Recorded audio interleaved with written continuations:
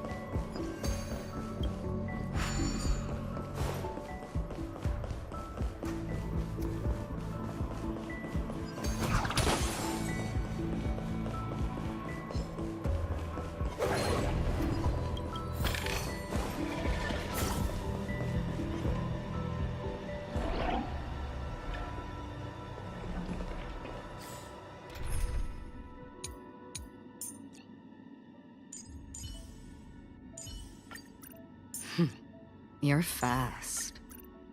Handed the holster already?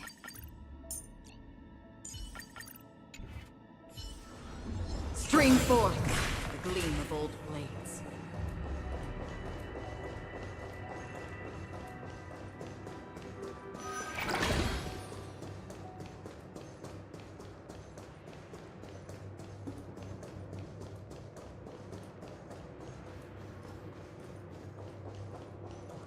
A little something for everyone.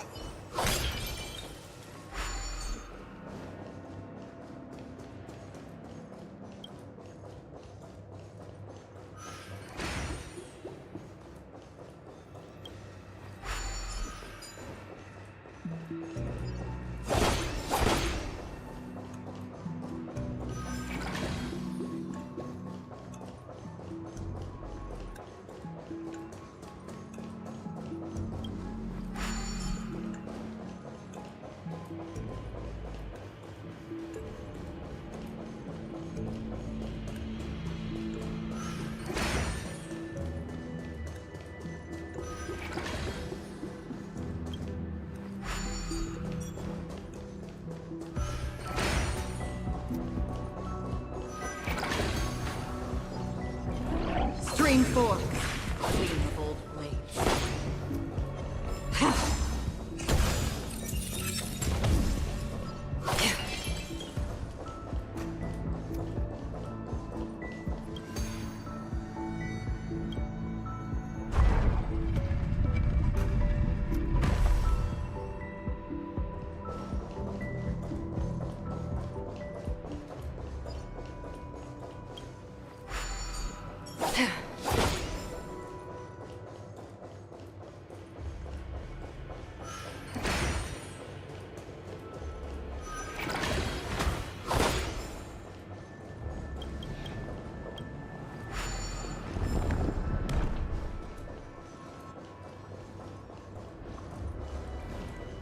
Stream forth the gleam of old blades.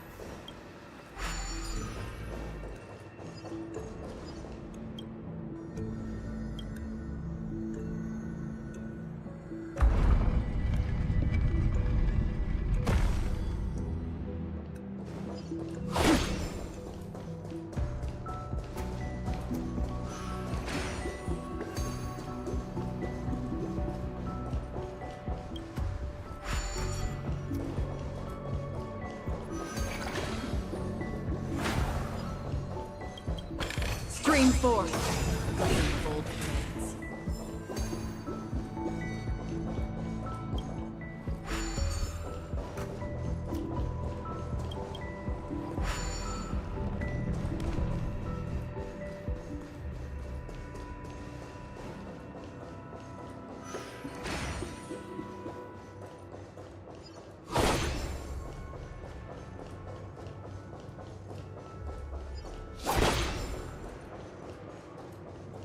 Stream forth the gleam of old blades.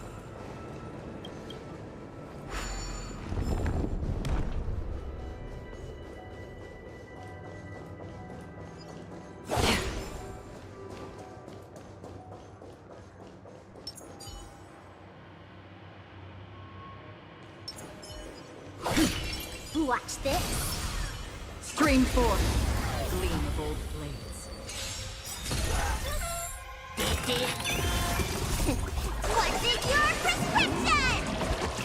good as new. A game of feeling spiffy? Destined for oblivion. Time for a buzz. Let's play. Can you find the answer?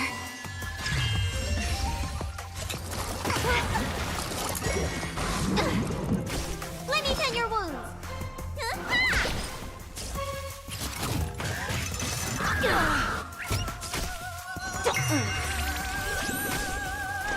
Still waters of oblivion. I weep for the departed. It too shall fall. Time for a buzz. I'll go easy with feeling spiffy. Free whip destined for oblivion. Needed a vitamin! Don't worry, it's just More a scrape. enemies. Again. Another on still waters of oblivion.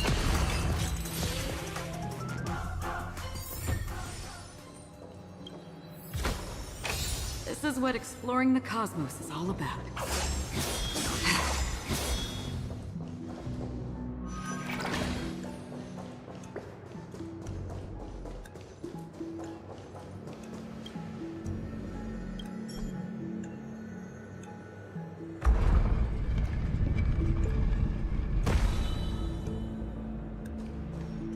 Stream 4. Gleam of old blades.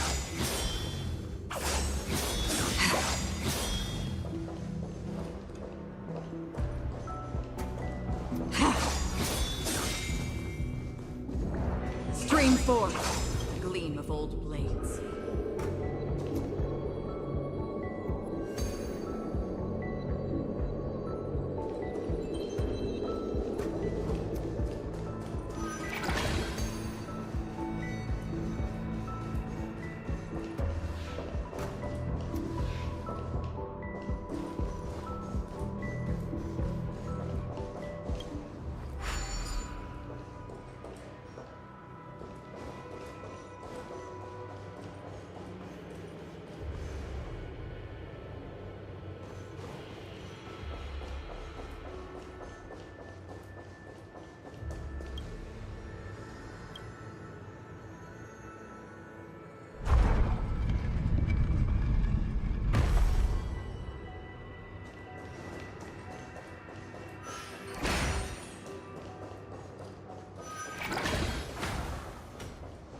Stream 4. The gleam of old blades.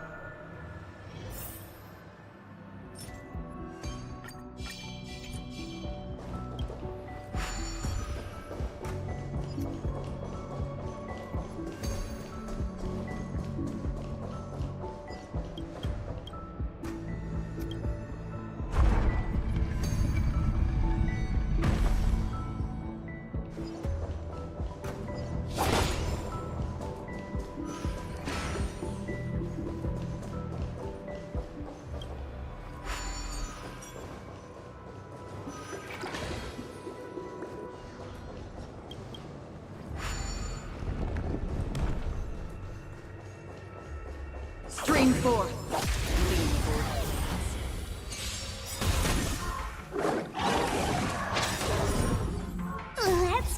you find the answer?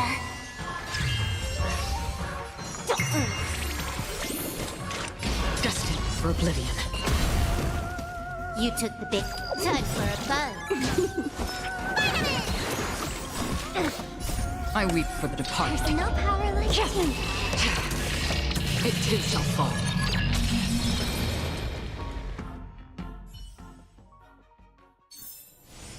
Another blood debt repaid.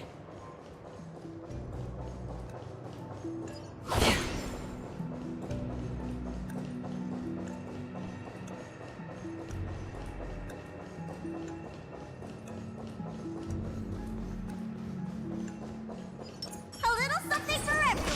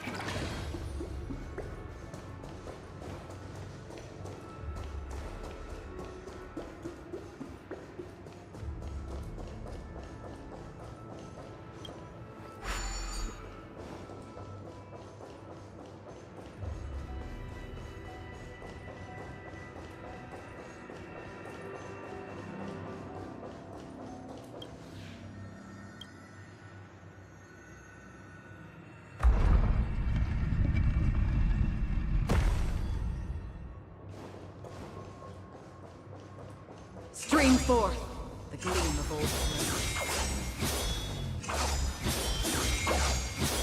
Yeah. Yeah.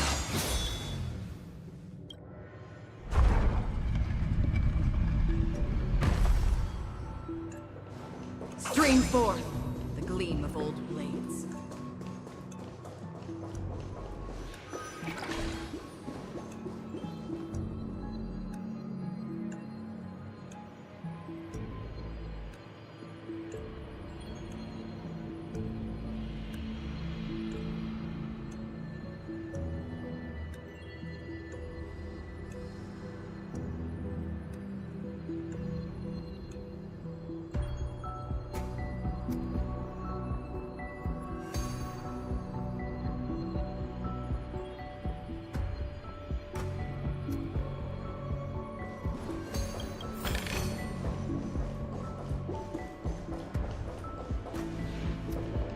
Watch this.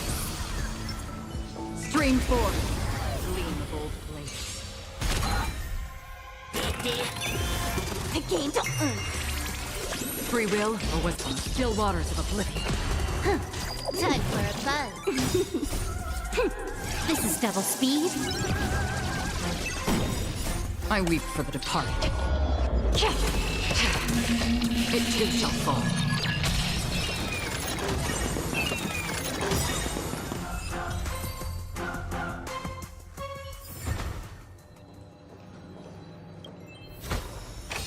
This is what exploring the cosmos is all about.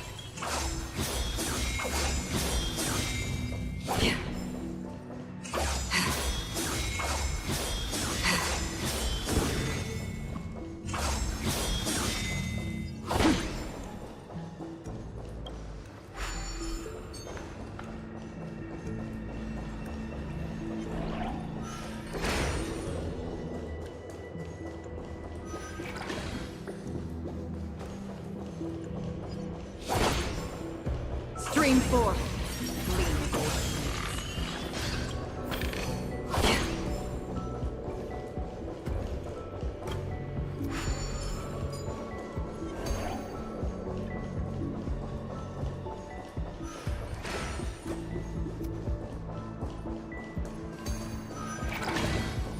blades.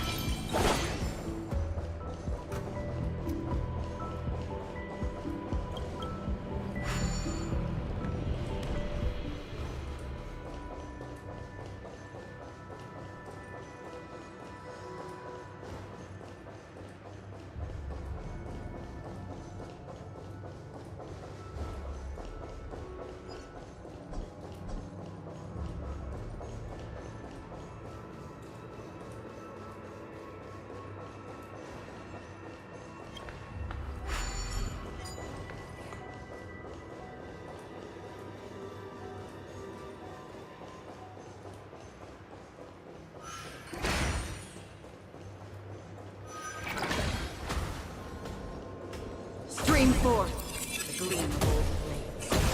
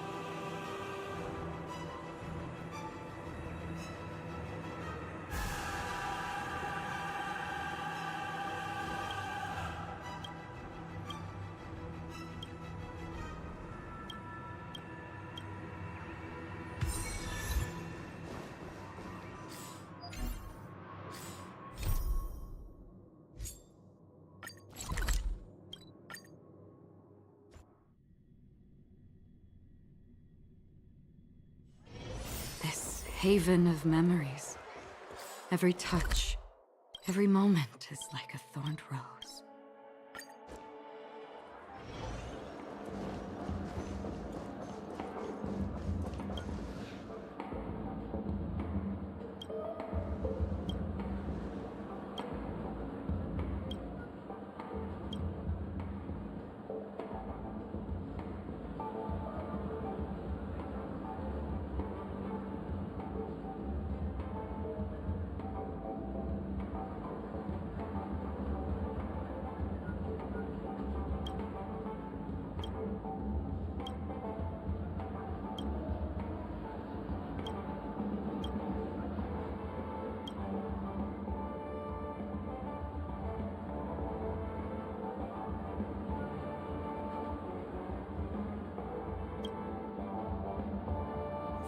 Quite a bit to drink.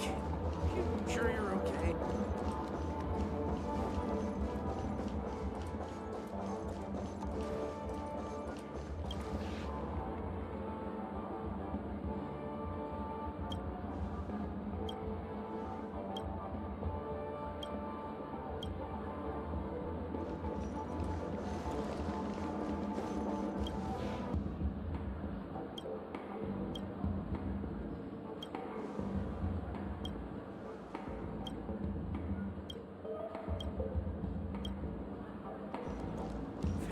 Quite a bit to drink. Are you sure you're okay?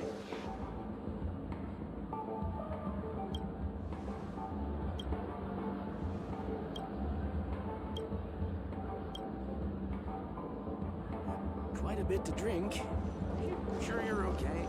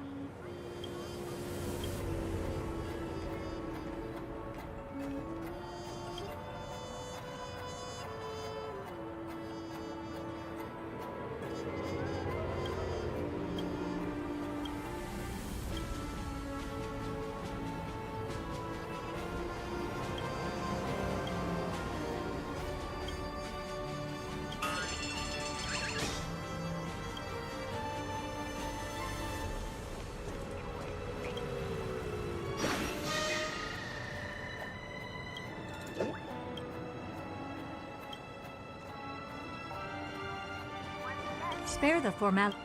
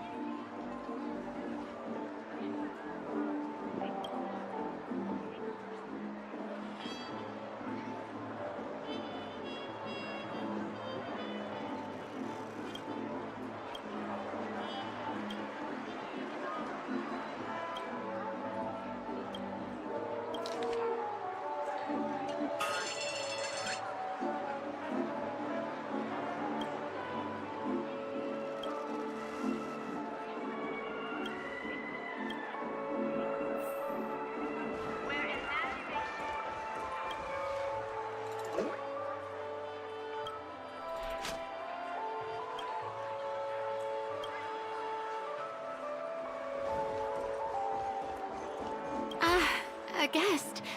Welcome, I guess.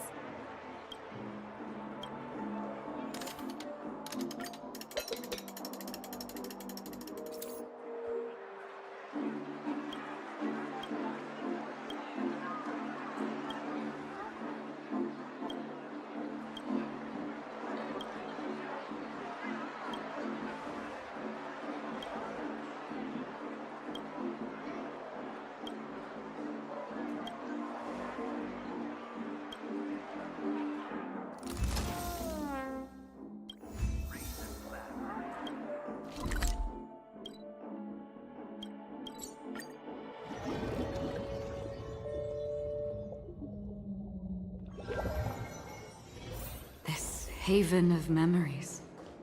Every touch, every moment is like a thorned rose.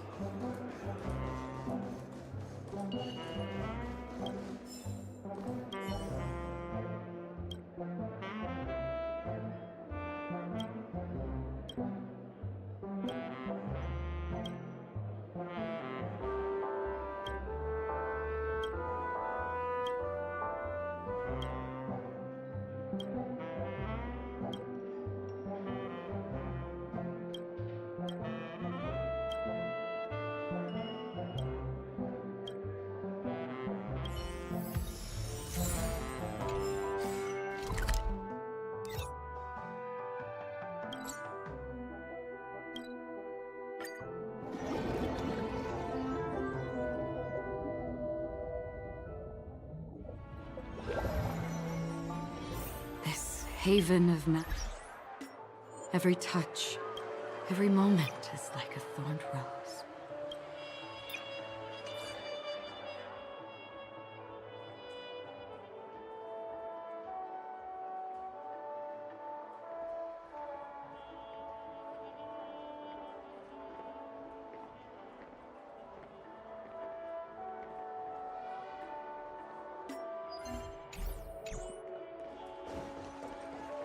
Stream forth. Gleeful.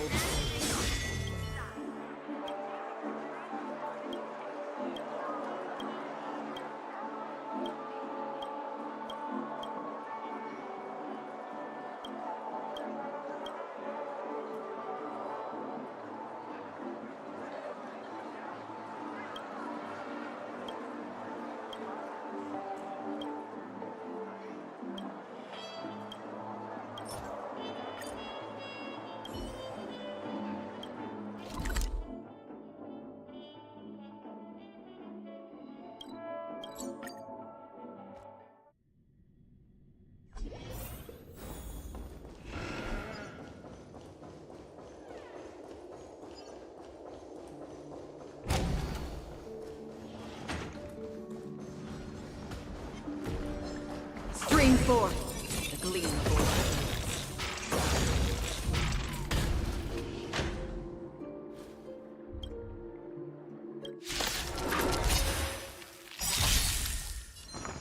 Let's play. Can you find the answer?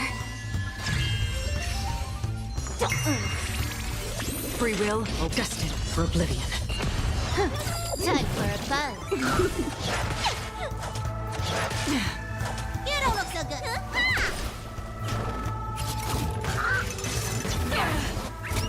Feeling spiffy? Still waters of oblivion. You took the bait. I weep for the departed. It too shall fall.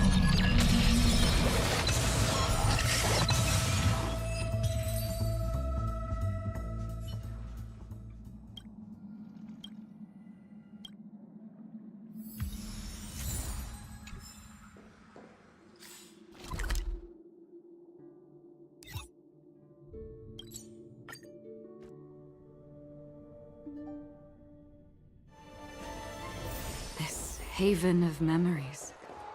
Every touch. Thorned rose.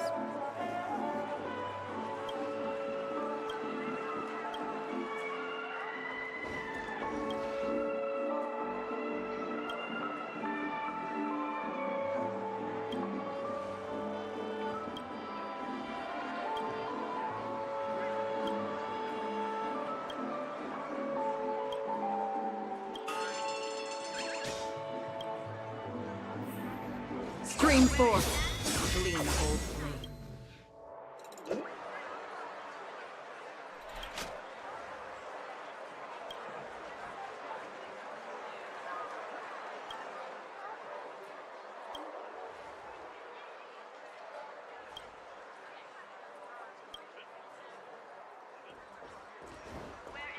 Stream forth, gleam of old blades.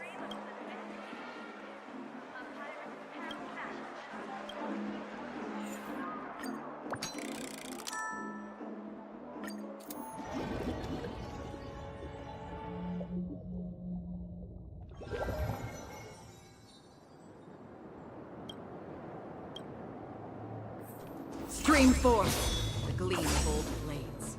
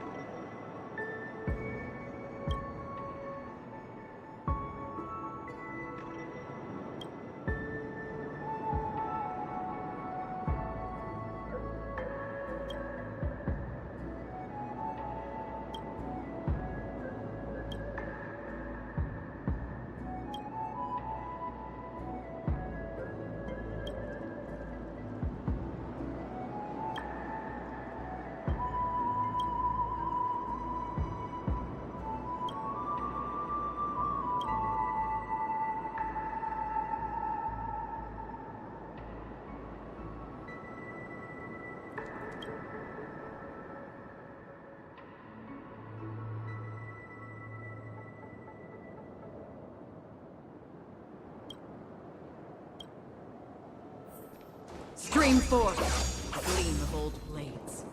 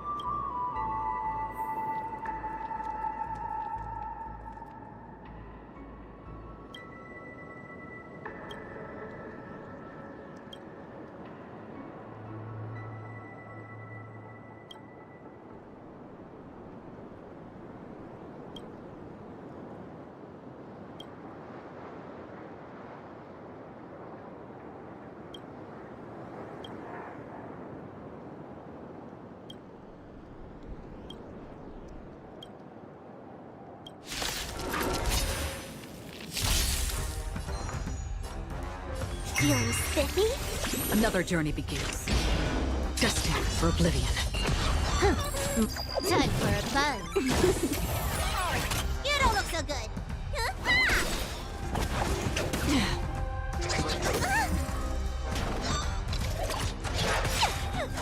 Let's... Can you find the answer?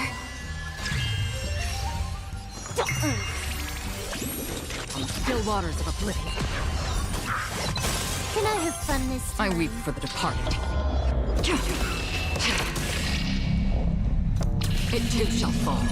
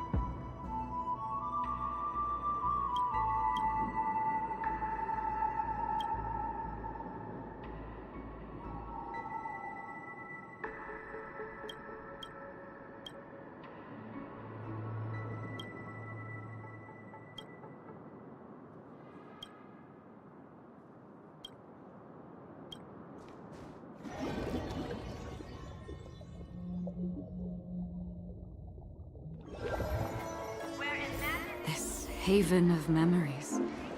Every touch, every moment is like a thorned rose.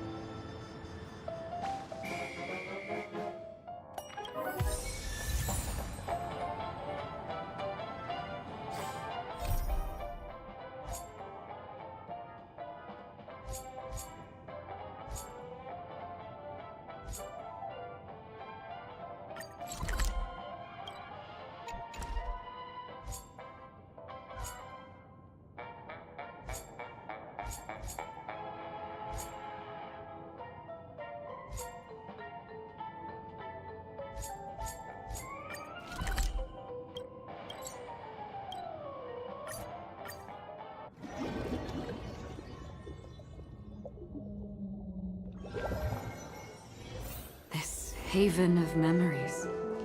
Every touch, every moment is like a thorned rose.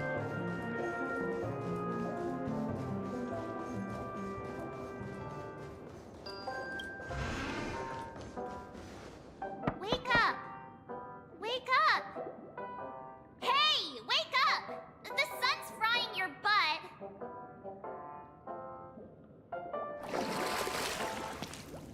Are you okay? Can you hear me? I didn't hear a peep from your room, and it really freaked me out.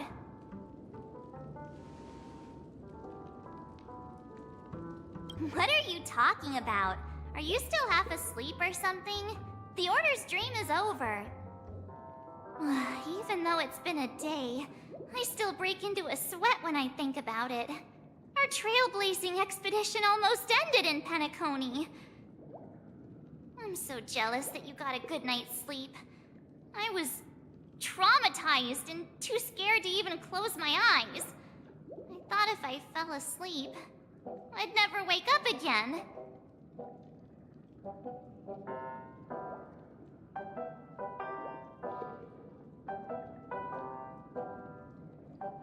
They've already left, leaving this kind-hearted girl to wake you up. You owe her big time. The Stellaron was sealed while you were sleeping. The ordinary people in Penacony have no idea what happened. They just feel like something's missing from their memories. The family's official statement was like, "The Charmony Festival was attacked by an unidentified Stellaron and came to a halt." After all, they can't just reveal the truth about the Order. Now, all the major lineages, except for the Oak family, are dealing with the aftermath. The family has invited the crew to the Radiant Feldspar as witnesses for an important meeting. Everyone's waiting for you, so hurry up and pack. We're leaving as soon as you're ready.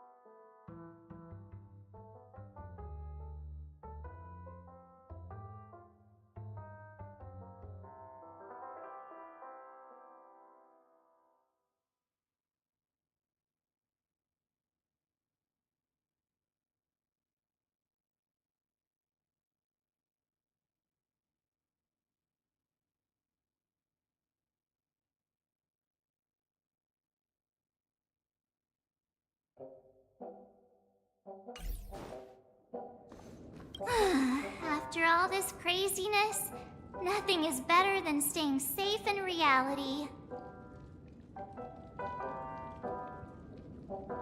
It's a massive airship, and it's awesome!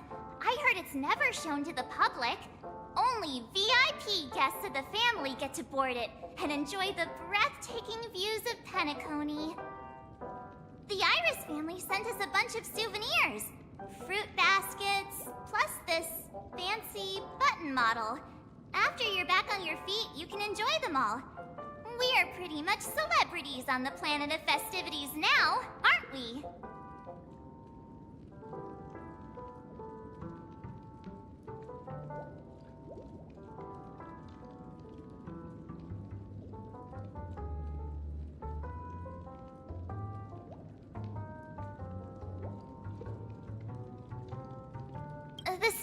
was sealed while you were sleeping.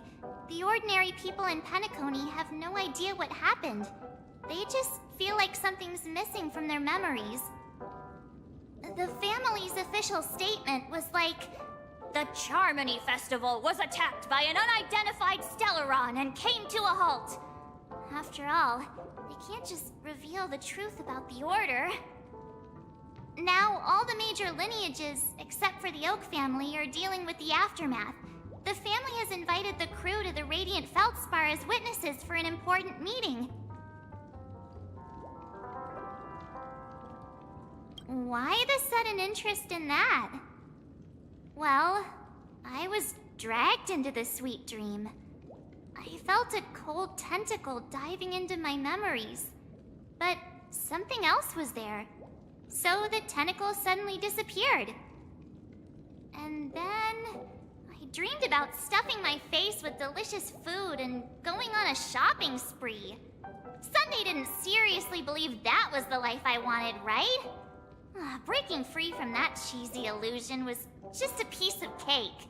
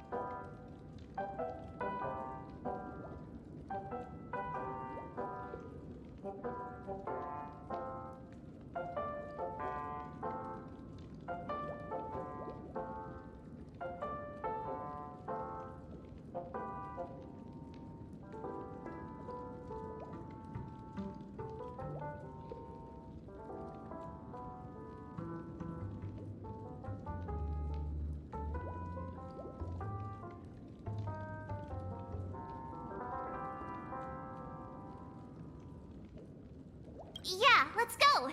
We've got some time before we board the ship, so let's catch up with everyone at Dream Jolt Hostelry.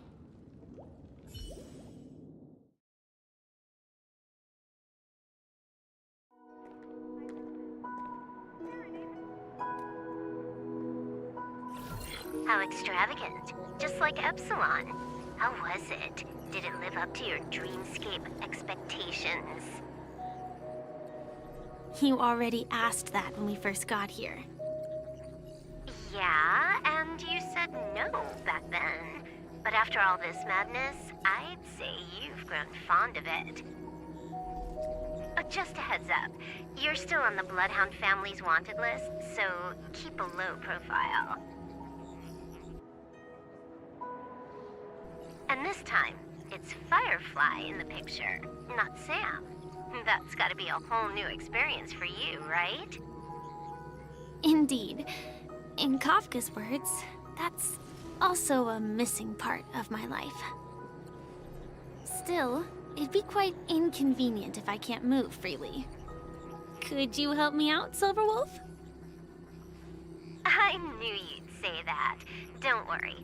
I've hacked all the systems and left no trace. Don't do anything that may draw attention, and don't talk with guards. They might recognize you. Keep these 2 points in mind, and you can go wherever you want, unbothered. Thank you. No problem, Miss Samuel. I love this fake name. Now that we're done here in Penacony, what will you do in your free time? I hear the Genius Society is here. How about we go stir up some excitement? Well, you know my script isn't over yet. I didn't bring you back to hear an answer like that. Don't worry. The script says that I'll experience 3 deaths, but also receive an unforgettable reward on the planet of festivities. How will I know if I don't try? All possibilities exist until the outcome actually happens, right? You may not realize it, but you have a bad habit. Whenever you seem to be asking a question, you've already made up your mind, and no words will dissuade you. Anyway, Kafka asked me to pass on this message. If you see anything fabulous in Penacony, get one for me too. Just swipe my card, you know the pin. She didn't specify anything, but I guess she means a dress, coat, sunglasses, or something else. You know better about fashion than I do. Sure, I'll keep an eye out. There's tons of options at OT Mall. Do you think she'll like trinkets, like hair accessories or brooches? Those sound more like something for young girls. Maybe you should keep them for yourself. Oh, by the way, Blade wanted you to be more careful. He didn't explicitly say it, but I think he was trying to say something like, temptation will show up again in Penacony. He's always so subtle with his words. Got it. He was just worried about me. Relax, Silverwolf. You know me. I won't do anything crazy. I just want to wander around and see more of the world for myself. I want to buy some oatcake rolls. I've had a cake roll every day since I arrived in Penacony, from the first day to the last. But today, I'll buy 2 and give you 1. And if you don't like them, I'll enjoy double the pleasure. Or I can bring one to Kafka, as she never refuses. Or maybe I'll give it to Blade. He'll appreciate it.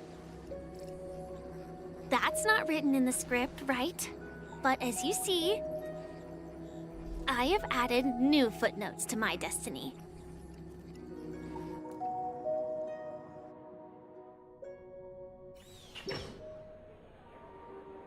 Welcome, Director Topaz. The family ambassadors are still inside making preparations, but the big boss hasn't arrived yet. It'll be a while before the conference starts, I'm afraid. Huh. Quite a spectacle. The family really knows how to make things look impressive. I thought they would choose a more formal and low-key location for the conference. I didn't expect them to go with a luxury airship. About this, Director. I've asked around. This airship, named the Radiant Feldspar, belongs to the Alfalfa family. This conference between the IPC and the family will have a direct impact on Penacony's future. Such an important event should have been held at... well, somewhere secretive in the moment of morning dew. The atmosphere here... it doesn't feel serious enough. If I'm right, this conference is probably just a prelude. Whoever organized it wants to assess the IPC stance beforehand. This influential figure either has their own ambitions and wants to reach a preliminary agreement, or they plan to put pressure on us to make us back off.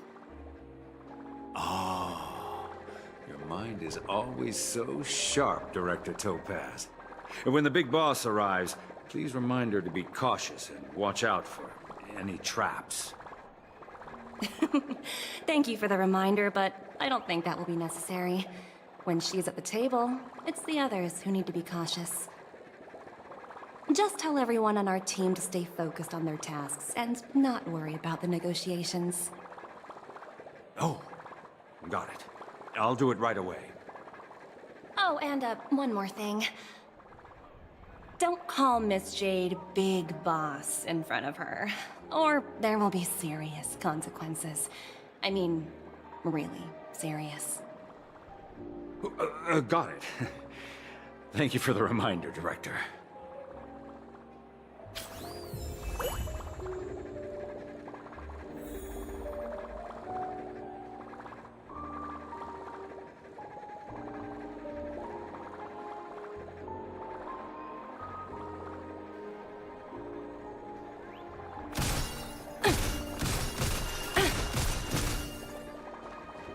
tripped and fell right here.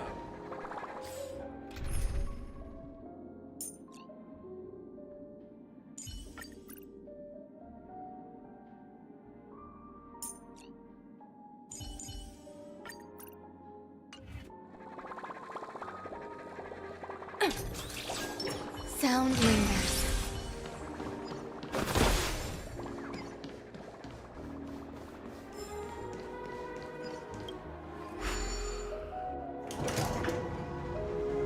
None of the important figures have arrived yet. Huh.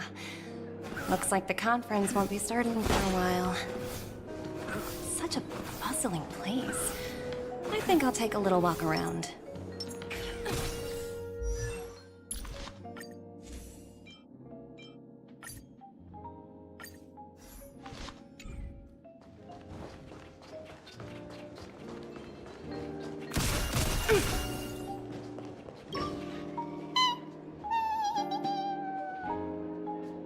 Oh, are you hungry, Numby? Food in the dream. Shouldn't taste bad, right? Numby! Cat!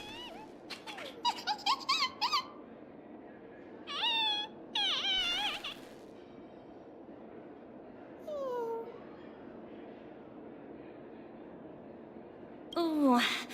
Oops. Not to your liking, huh? Sorry. I'll treat you to a nice meal once we get back to reality.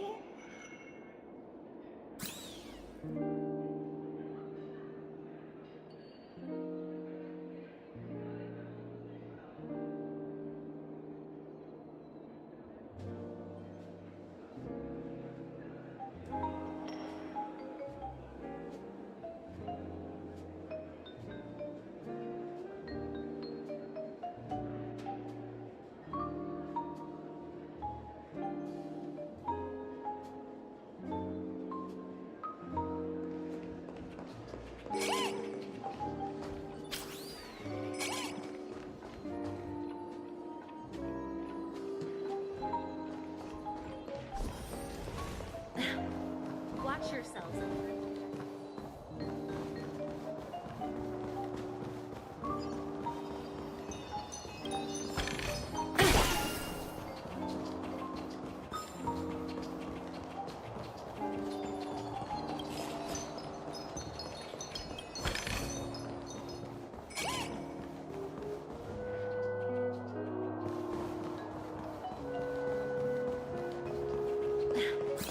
Watch yourselves in front of the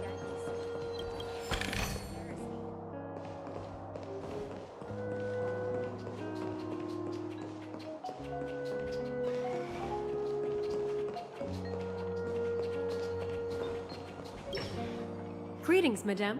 What can I do for you? Hello. Could you tell me more about the Radiant Feldspar? I assume you are the ambassador of the IPC Strategic Investment Department. It's my honor to assist you. The Radiant Feldspar is owned by Mr. Odie Alfalfa, head of the Alfalfa family. Mr. Alfalfa invested a significant amount in building this luxurious airship an Ember era ago, and it has been sailing across the 12 hours of the dreamscape ever since. Oh, so it's owned by old Odie himself. No wonder the ship is so lavishly decorated. Indeed, Mr. Alfalfa has impeccable taste. Only the most prestigious guests are invited by the Alfalfa family to board this airship. Please allow me to continue my introduction. The Radiant Feldspar had been cruising over the Sea of Dreams in Penacony for an entire Ember era. But its voyage was temporarily halted due to the recent reverberation.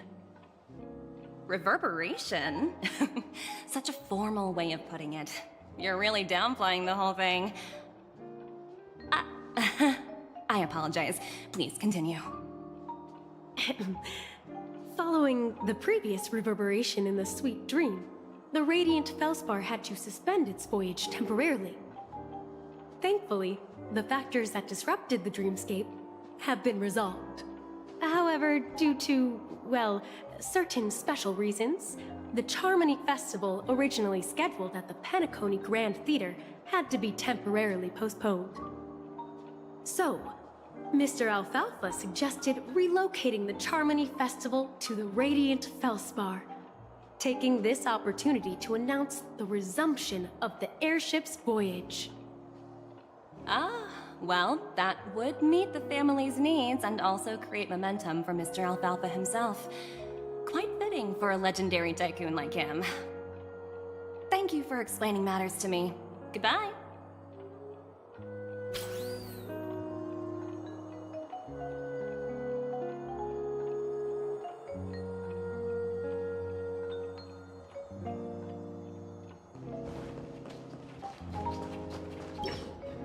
So many buttons. How many centuries would it take to press them all? Huh. Didn't expect those pooches to actually recycle them all.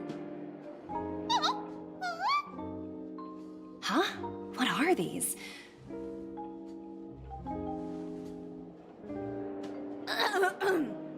For your safety, please stay away from those objects. For my safety? Are these buttons something dangerous? Not exactly. Lately, there's been a prankster in the Sweet Dream who's been handing out strange button devices to anyone he meets. According to those involved, he said something like, "Just press this button and all of Penacony will explode!" Luckily, no one believed him. Still, the Bloodhound family collected these buttons just to be on the safe side.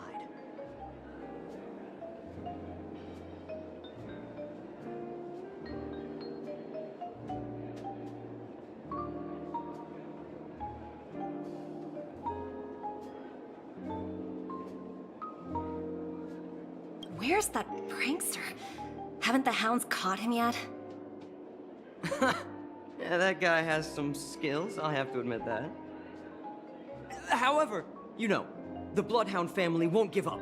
Whoever disrupts order in the dreamscape will face severe consequences. Anyway, the family will deal with these things. Please, kindly keep your distance.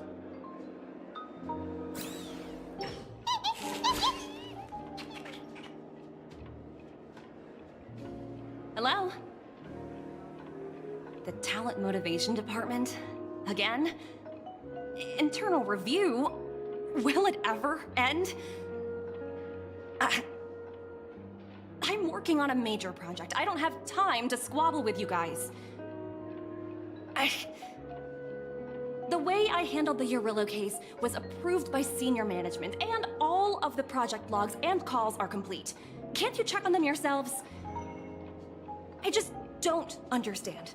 Why are you so fixated on this minor case and constantly escalating it? Seriously, what's your purpose? Sounds exhausting.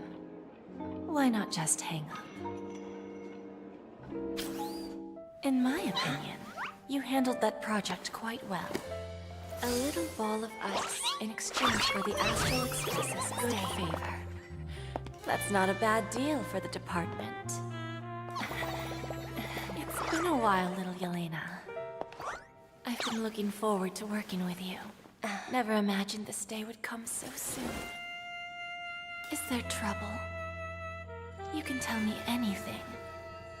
Just like old times. It's been a while, Madam Jade. I'm honored to have the opportunity to work with you. You're still so formal, aren't you? Forget about the hierarchy and treat me as your equal. No need for unnecessary titles like Madam. I'm sorry, but it might take some time to get used to that. After all, you are a senior. Well, now that we're both members of the 10 Stone Hearts, I need you to be at your best. Especially since the upcoming negotiations leave no room for error. As sharp as you are, I'm sure you've figured out the true purpose of this conference, right? I believe old Oti has taken it upon himself to test our limits before the official negotiations between the IPC and Penacony. That's true, and it works in our favor. Do you know why? If we can reach some sort of agreement with old Oti beforehand, and gauge our opponent's boundaries, our future negotiations will go much more smoothly. That's the obvious benefit. Exactly. And the hidden benefit is that as the head of the Alfalfa family, his actions suggest that the 5 lineages might not be as united as the Odes of Harmony would suggest.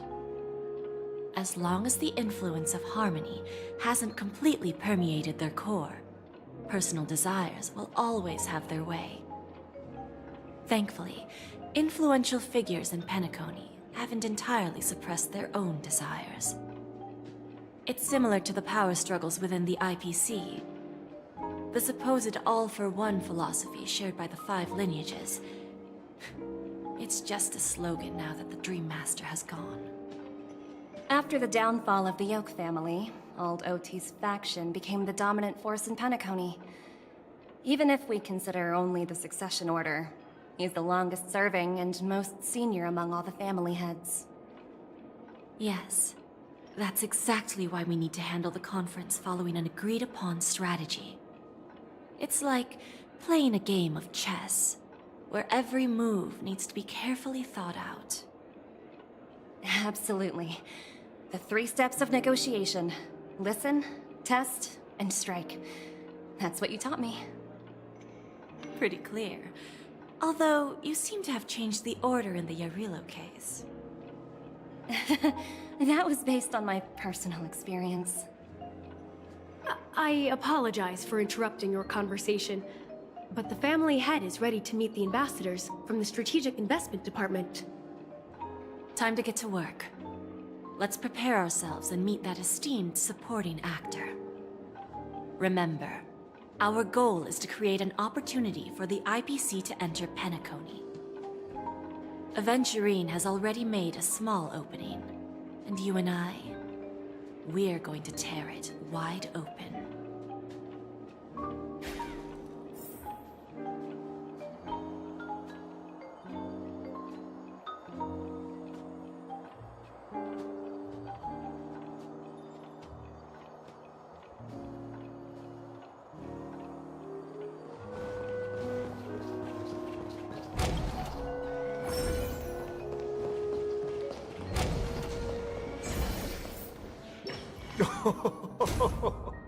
Welcome aboard my ship, the Radiant Feldspar. Smart and charming ladies. Please, have a seat. Let's have a pleasant conversation.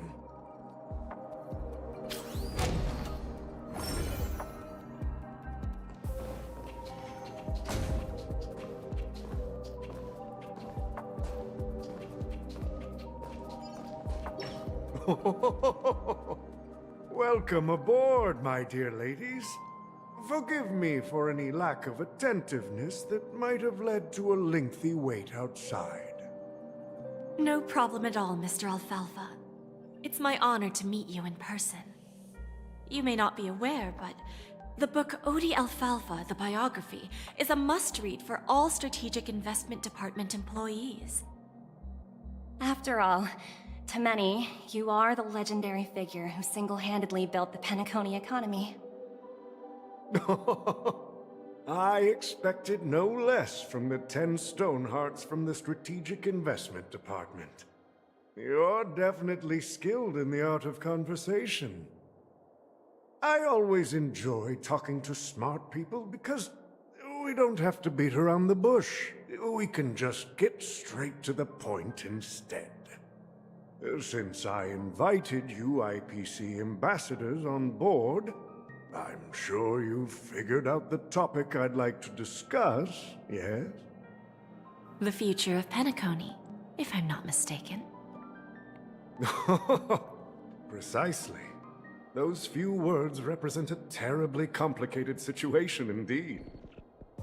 Let's take that golden-haired guy who's not showing up, for example. He put in great effort and almost got himself killed. But what was it all for? Wasn't it eventually to create an opportunity for you IPC to regain control of the precious Astana? The wisdom and experience you've accumulated over 10 Amber Eras are truly impressive. Let's assume your assumptions are correct, Mr. Alfalfa. How would you respond to the IPC's actions? I appreciate your composure, Miss Jade. You must have witnessed much in your worldly experiences. However, perhaps you don't know much about Penacony.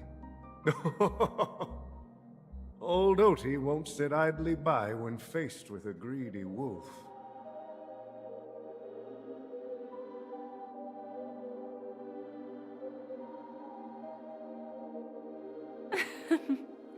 Please, go ahead. I'm all ears. Then I'll be straightforward. I requested this meeting before the official conference to dissuade the Strategic Investment Department from trying to lay a finger on Penacony. If you back off now, you can make a smooth exit and prevent the IPC from losing face during more important negotiations. One of our P-45 executives was attacked and nearly killed in the dreamscape. The IPC can't simply ignore this incident. Moreover, considering the turbulence during the Charmony Festival, Penacony's credibility has taken a hit in the public's eyes. Despite your determined attitude, the issues plaguing Penacony are real, are they not? You use the term real, Miss Topaz, but let's not forget that this is the realm of dreams. If you want to succeed here, you need ambition and unconventional thinking. Curious about how I plan to respond to the IPC? Well, I don't mind sharing. My actions will help Penacony take a significant step forward by self-listing and going public. Going public? If I'm not mistaken, you want to bypass the IPC and go public on a universal scale. Precisely. Instead of watching the IPC gnaw away at Penacony, I'd prefer to open the doors of the sweet dream to the entire universe. Starting today, anyone in the cosmos can become a shareholder of the land of the dreams. This is the path of harmony I'll choose.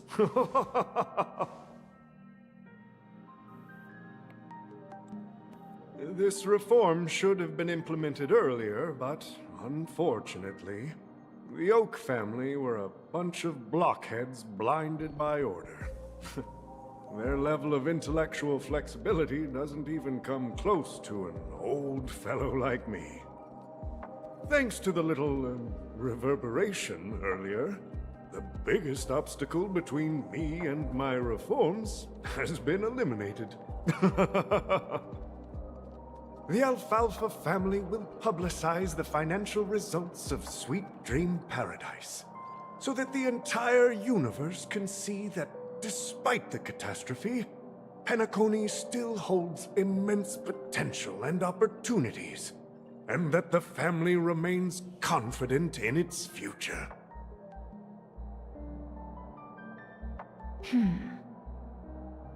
Crisis and opportunity are two sides of the same coin. So, you've been waiting for the right moment for Penacony to regain the spotlight. And if Penacony should seize this opportunity to overcome adversity, even if the IPC tries to intervene, every move we make will be scrutinized by trillions of people.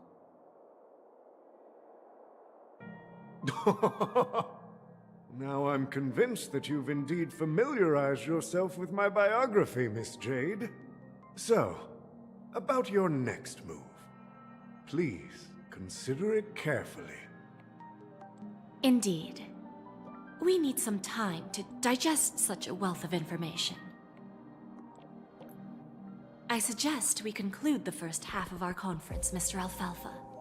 Please allow Topaz and me to confer privately for a few moments, and to respond on behalf of the IPC later. Of course. Take your time, dear ladies.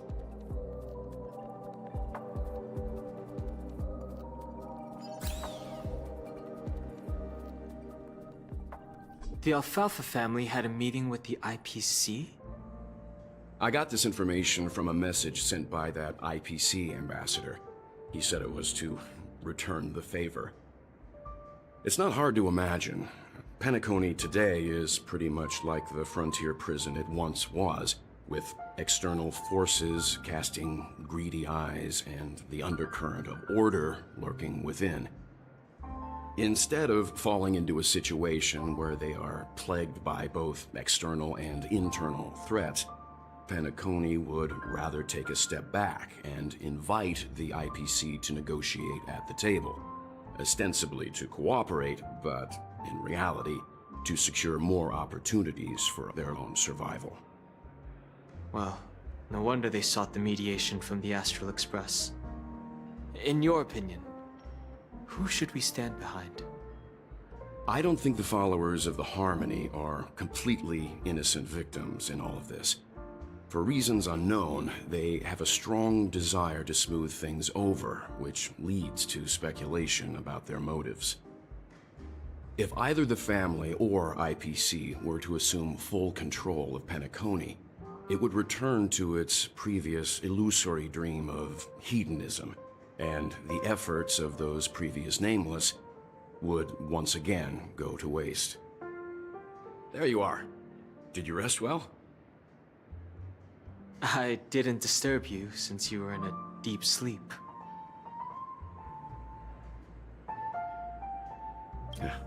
Even long dreams eventually come to an end. Our adventure in Penacony is reaching its conclusion. After Anna's dream was shattered, the family branch from the Montour system soon arrived and swiftly took control of the situation. Most members of the Oak family fell unconscious, but fortunately, their lives were not in danger. The mastermind behind the plans was confirmed to be Gopher Wood, the previous Dream Master. But by the time we arrived, he was dead already.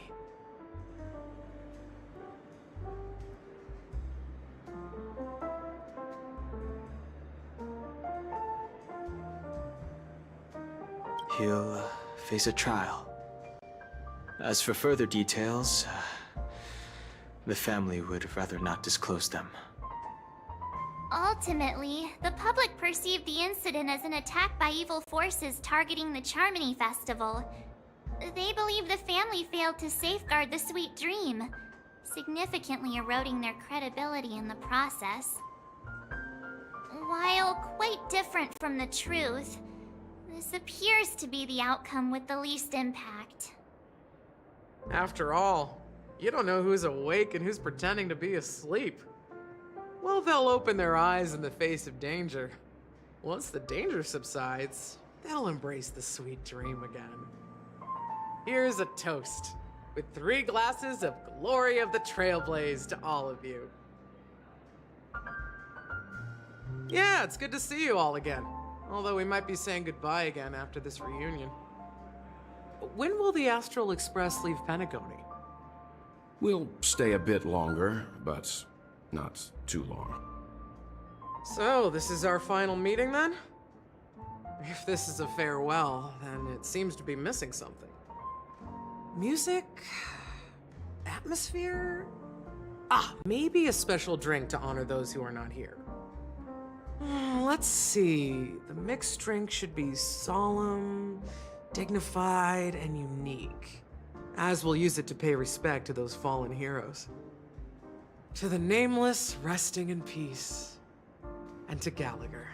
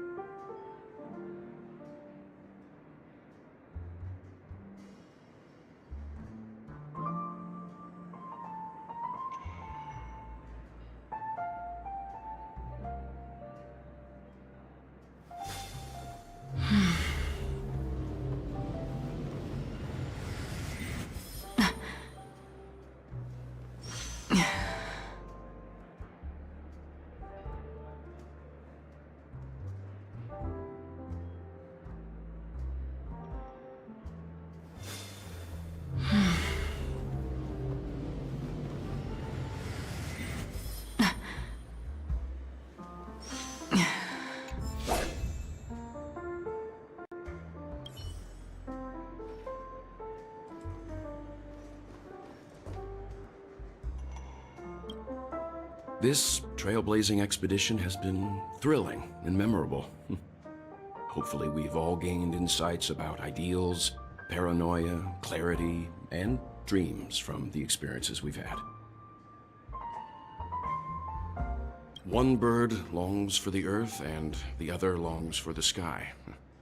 Even if Robin had to stop her brother with her own hands, she won't give up on him. However, facing punishment from the Harmony is inevitable. He will face a trial. As for further details, the family would rather not disclose them.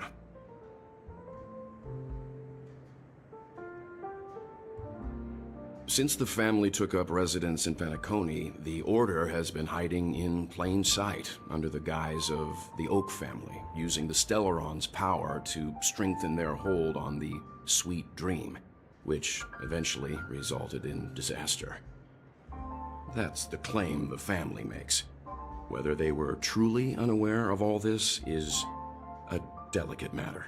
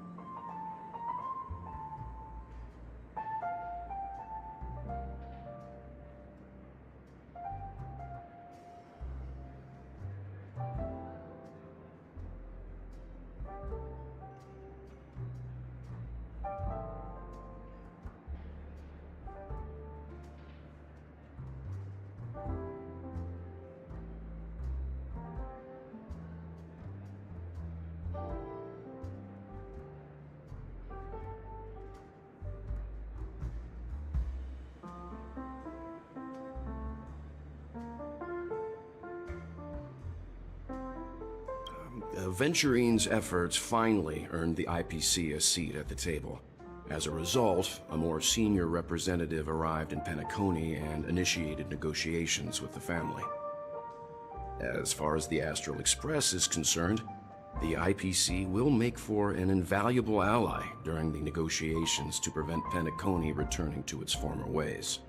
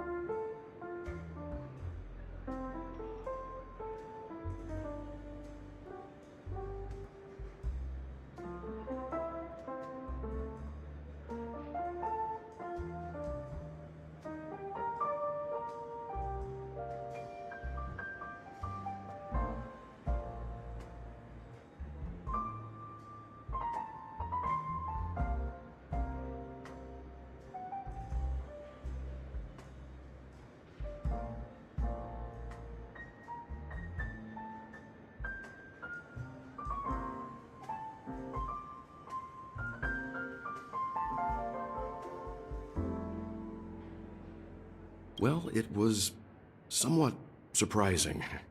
In that dream, I returned to my homeworld and reunited with my long-lost friends. And for some reason, Acheron resurfaced in my mind.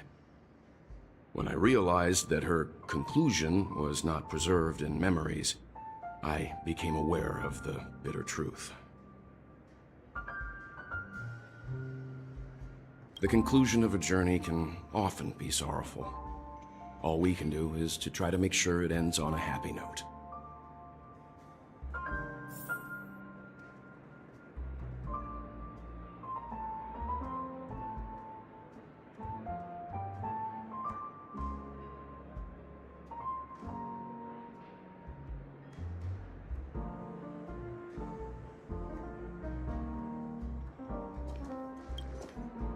It's rare for all passengers to leave the Express together during a trailblazing expedition.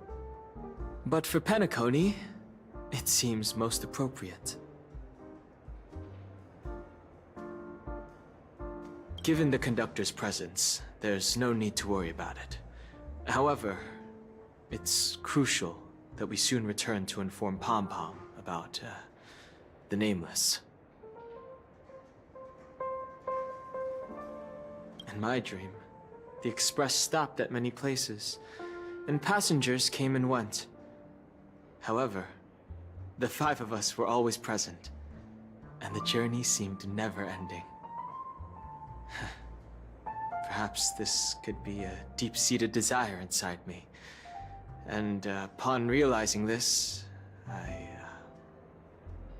I knew it wasn't real.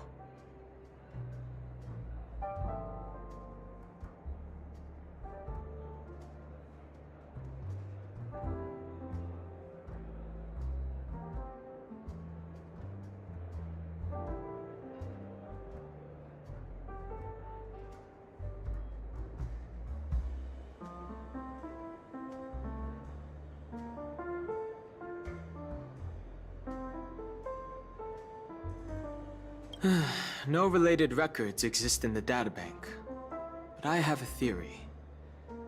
The hidden dangers of the Order have always been within the Harmony, and this issue existed within the family from the very beginning.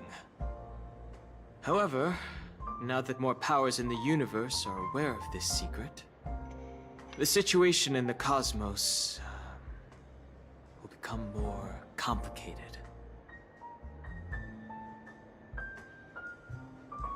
Like I said, we'll go and see.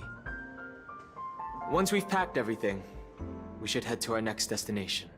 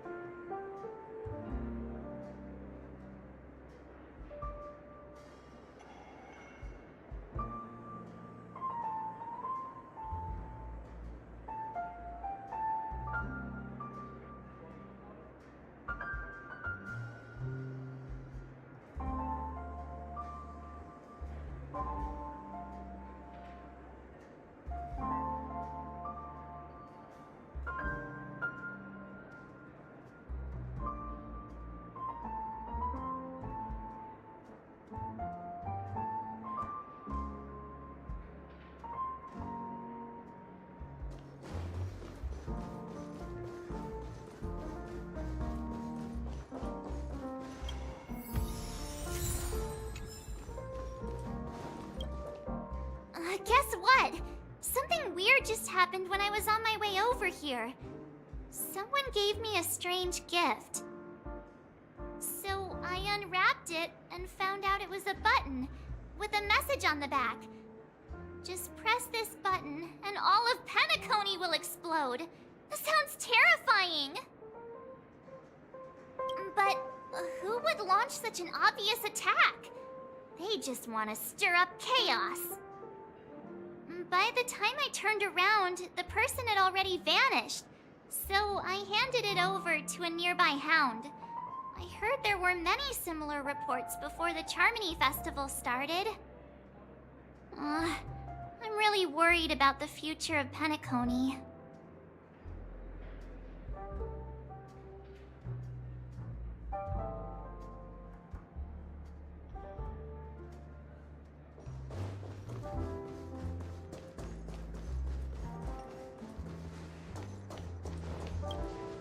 Ready to mix your drink?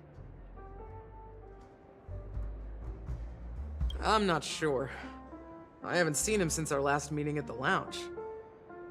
Come to think of it, he always did come and go quietly. We used to discuss everything here. But every time he'd leave, I'd realize that I didn't know him at all. Such is the mystery that is Gallagher. I have a hunch. Perhaps he's already fulfilled his wishes and won't be coming back.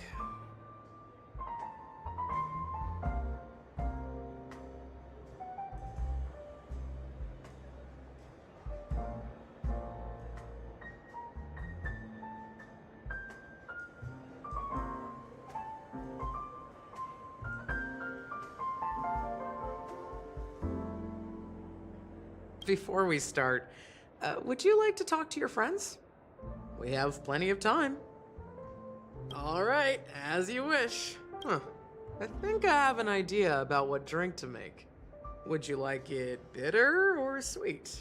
It's up to you. Choose the flavor that suits you best at this moment. Drowning sweetness. One of the most challenging drinks to make. A slight imbalance in the ingredients can result in an overwhelmingly viscous sweet taste. However, with the right ratios, you get a uniquely sweet drink with a lingering aftertaste. Not a bad choice. Let's start mixing.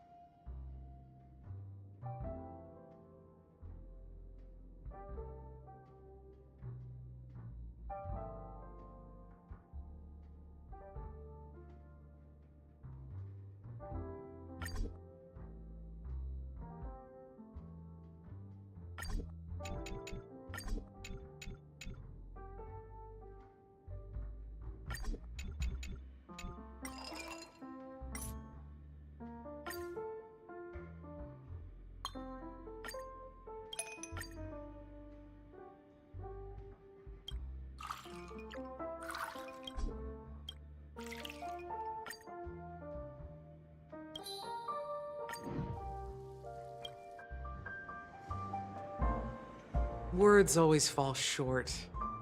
If you want to bring closure to past events at this lounge, there's no better way than mixing a drink. Blend all your memories and emotions together and stir them well. Through the filter of time, what remains in the glass is something to savor. Well, it's done. Here's to the nameless resting in peace, and to my friend Gallagher. The spirit of freedom will spread far and wide among the stars, and its legacy will be more timeless than a pastoral song. We're not accepted by the outside world, so we've gathered here. And one day, our souls will return to the same place. Cheers.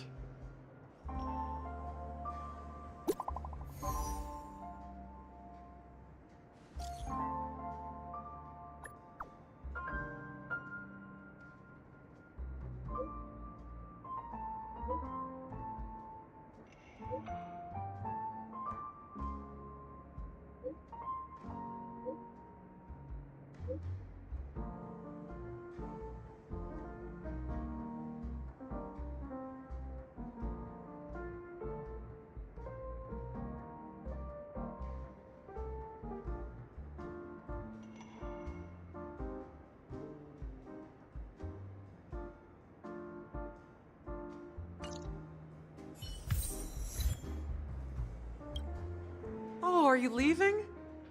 Oh, then take this with you. I've mixed more of this last special drink for you. The past shouldn't be forgotten. So I hope it brings back the flavors of Penacony. Thank you. I'm sure it'll leave a lasting impression. If you happen to run into Gallagher, make sure he has a sip too. I know his tastes, and he'll be thrilled.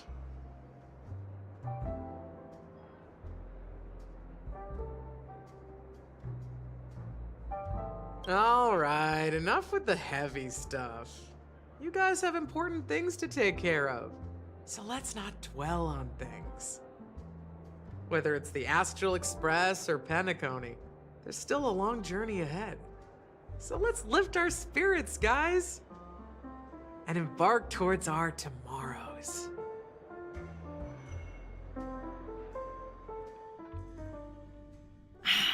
Old Odie is a tricky opponent.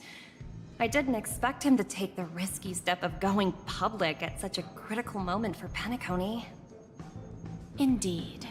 He's definitely bold. It's that kind of boldness that made him the Odie Alfalfa he is today. Still, the outcome is uncertain. Shouting loud doesn't necessarily carry any weight. What about the phone call I asked you to make, Topaz? Ah, they agreed. But it'll take some time before they arrive. Just as it should be. The sweet dew should be served after the bitter poison. Looks like we'll be skipping the exchanging apples step this time around. Now that we're dealing with a greedy merchant, a simple apple wouldn't make a difference. Well, I guess I included myself in that remark too. Now I'm a bit curious, Topaz. Do you think Penacony is a quality asset? Yes. Despite its recent calamity, Penacony remains a top quality asset within the cosmos, with good credit, lucrative potential, and promising prospects. Well, that's obvious, but what I truly wanted to know is, this project is obviously too bland for your taste, isn't it? That's true. I wouldn't be here if it weren't for Venturine. But despite that, you trust him. You even entrusted him with a cornerstone. Something as precious as life itself, to finish this gamble. Are you not in the same boat, Miss Jade? Without us playing along, your Jade Stone wouldn't have made it across the border so easily, allowing you to see all desires that flow through dreams to gain a bargaining chip in negotiations. That's why I'm willing to stake my Topaz Stone to cover for you. It's like one big, elaborate game of chess. Once that kid sets his mind to something, nothing can stop him. Not even fate. Well, at least he's still alive, and that's the best outcome. Looks like we've strayed off topic, Miss Jade. Should we discuss our next steps? No need. I'll go it alone. Meanwhile, you can go greet our honored guest and wait for my message. Okay. Is that Robin? Huh. She's also here on the Radiant Feldspar.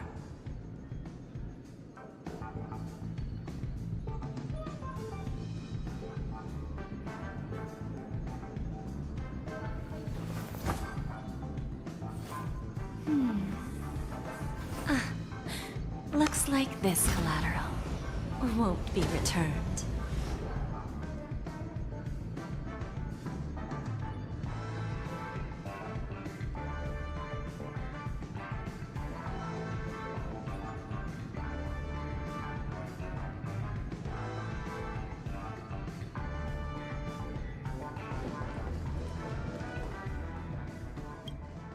Greetings, Miss Robin. I didn't expect to meet you here. Miss Jade? Greetings. The opening ceremony for the Charmony Festival has been moved to the Radiant Feldspar, so I'm here making some preparations. How about you? Have you spoken with Mr. Alfalfa? I'm actually on my way to meet him right now. Do you know him well, Miss Robin? Unfortunately, I've never met him. I've only heard a few comments from the former head of the Oak family. Mr. Alfalfa is respectable when it comes to business. But in other respects, I can't say the same. Where do you think the future of the planet of festivities is headed? I believe the sweet dream will see its rebirth, just like the Radiant Feldspar resumed its voyage. The Harmony needs a new direction. Only by bidding farewell to the past can we actually sail into the future. There are no permanent allies or everlasting enemies. So let's both take what we need from this deal. Naturally. I'm looking forward to your performance. See you at the festival. See you later, Miss Jade.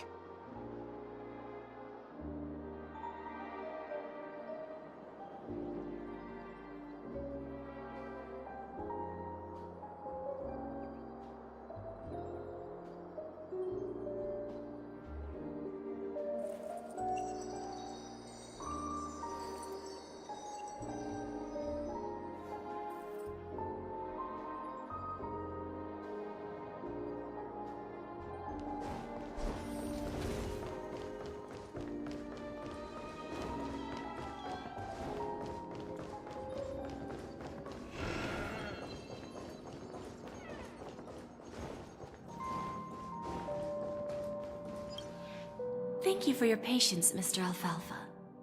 Let's continue our discussion. Figured out something already, Miss Jade? But where is Miss Topaz? Topaz has something else to take care of. You'll be seeing her later. Talks can still continue between the two of us. Is it just me, miss? Your tone sounds very different now. I need to set a good example for my junior. It's not a good habit to be too loose-lipped during negotiations, right?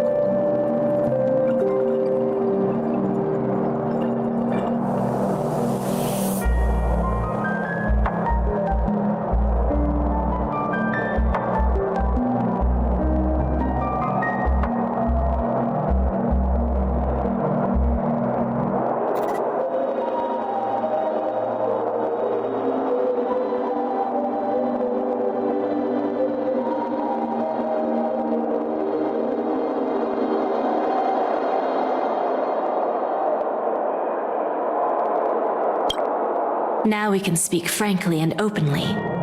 Do you believe what I said, Odie?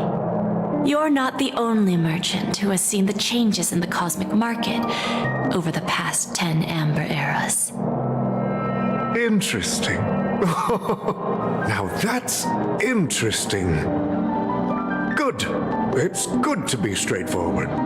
Openness and transparency are my things. So, tell me, what's your next move? Unfortunately, I'd like to speak the harsh truth before laying out my plan. Let's cut to the chase. First, your plan won't work. Penacony has no way of sidestepping the IPC and going public. Second, you can't stop the IPC from entering Penacony. We've got all the time and connections in the world to find a way in.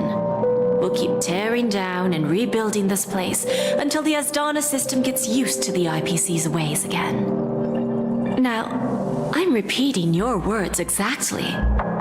If you don't want to be a laughingstock and have everyone gunning for you at the official conference, you'd better drop your little pie-in-the-sky plan. Oh, interesting. Indeed. You surely have a way with words. Now, I'm curious to know what you have up your sleeve. Mr. Alfalfa, let's not forget that the IPC controls the biggest interstellar publicity platform. More than half the news networks in the universe take their orders from us. The moment news spreads about Penacony going public, trillions of customers will immediately receive a message like this.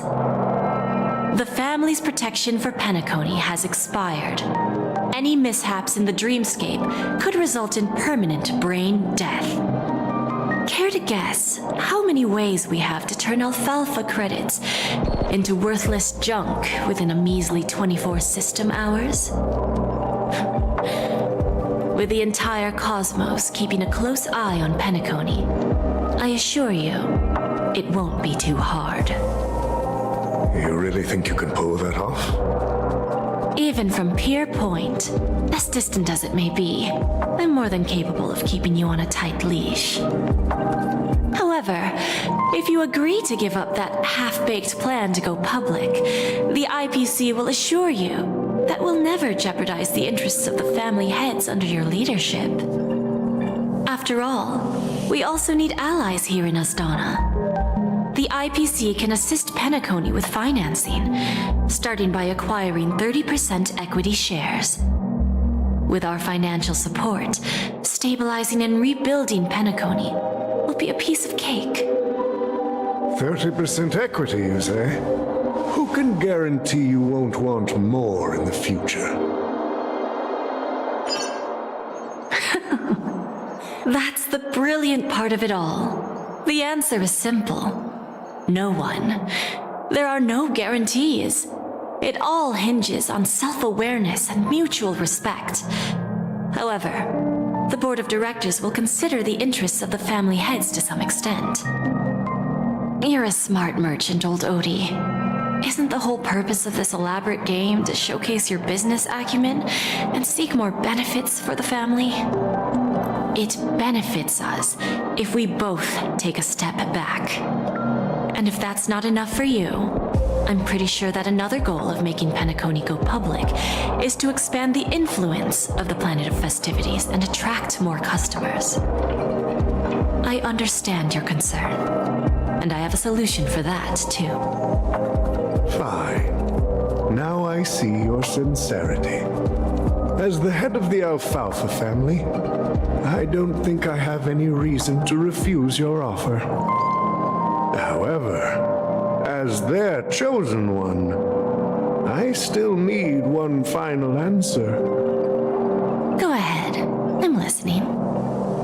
When I was a child, I heard the adults recite the tale of the ancient Amber Era, about the ascension of Shipe, the Harmony, and the downfall of Enna, the Order.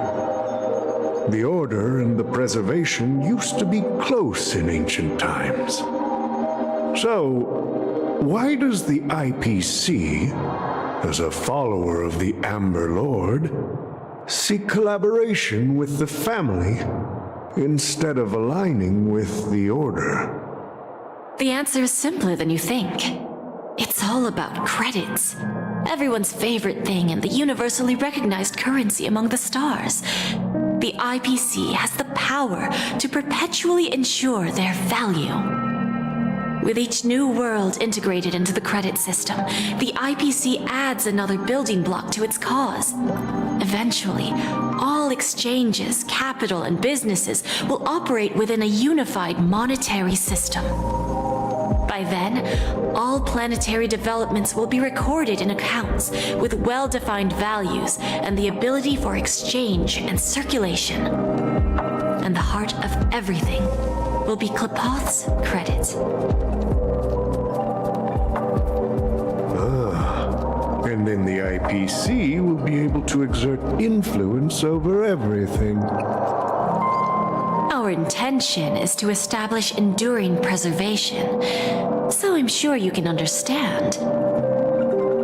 This universe doesn't need two types of order.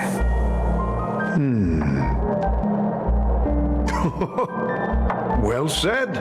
Now you've convinced me. All right. Tell me your solution. Let's see if we're thinking the same thing. Then let's continue our conversation. Please, Topaz, invite Sweet Dew to join us at the table.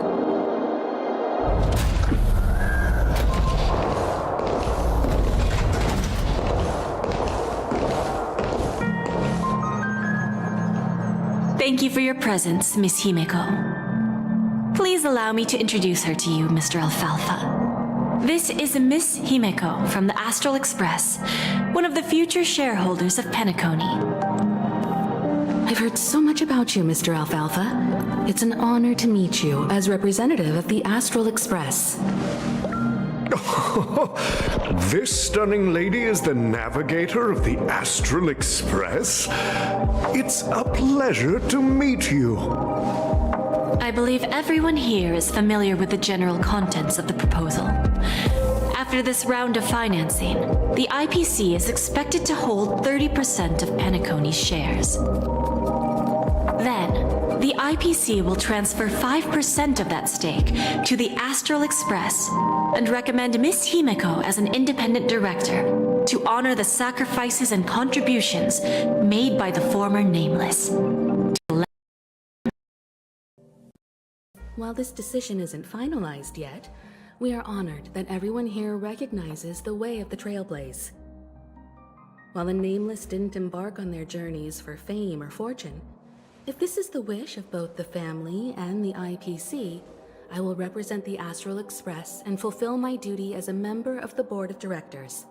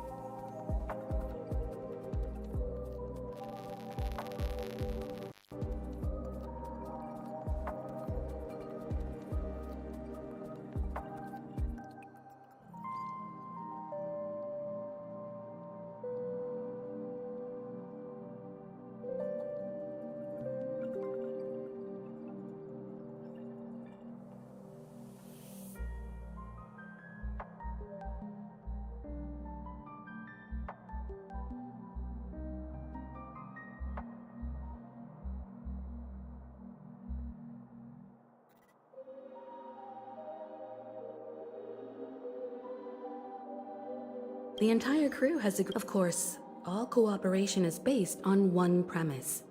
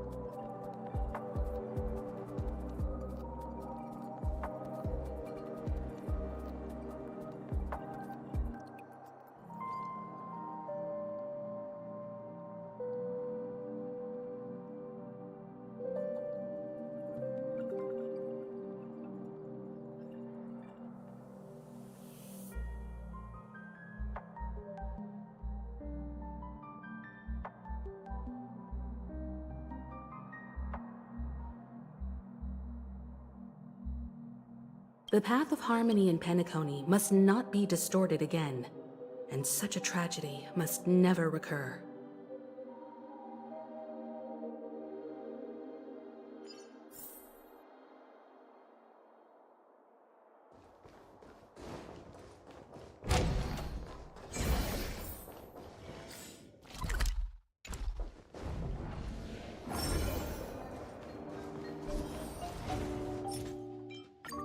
Yourselves in front of the IPC.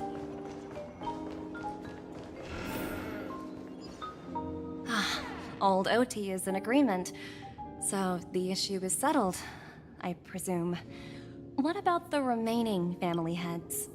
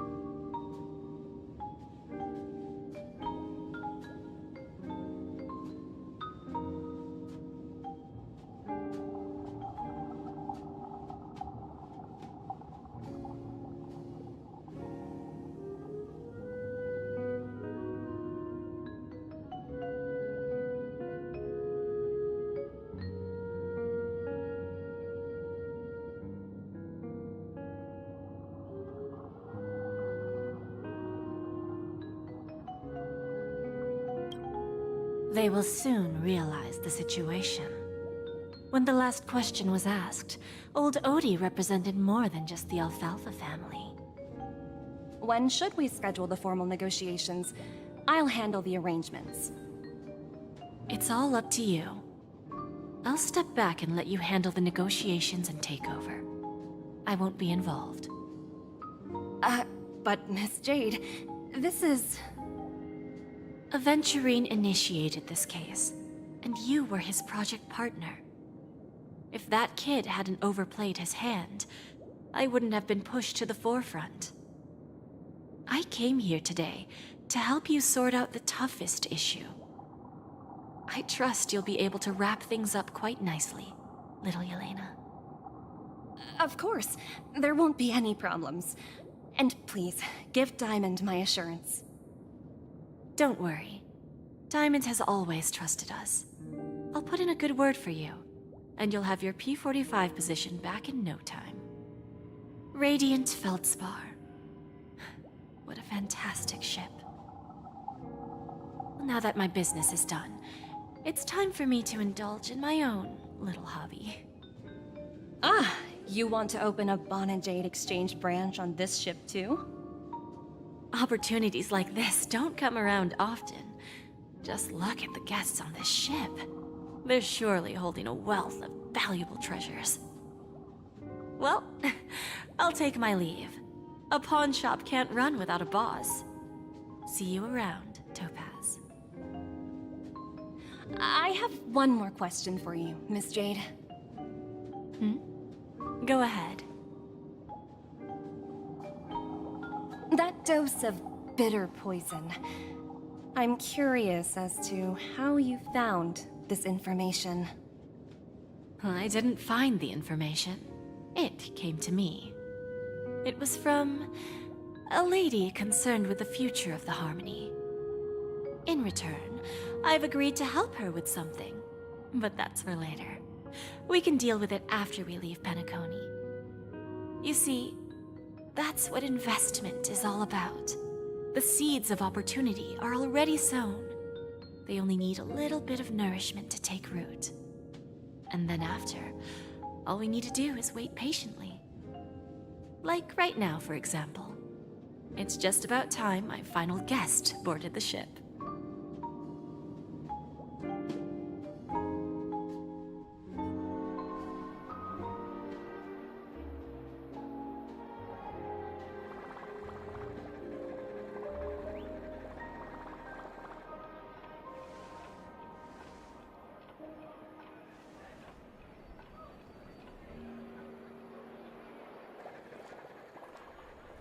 Sneaking in was way easier than I thought.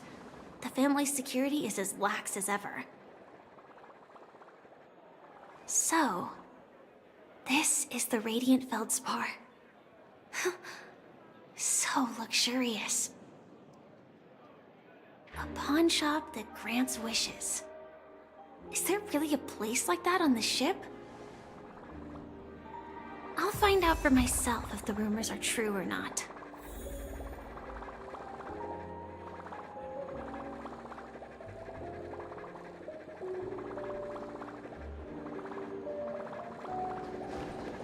I tripped and fell right here. Just go.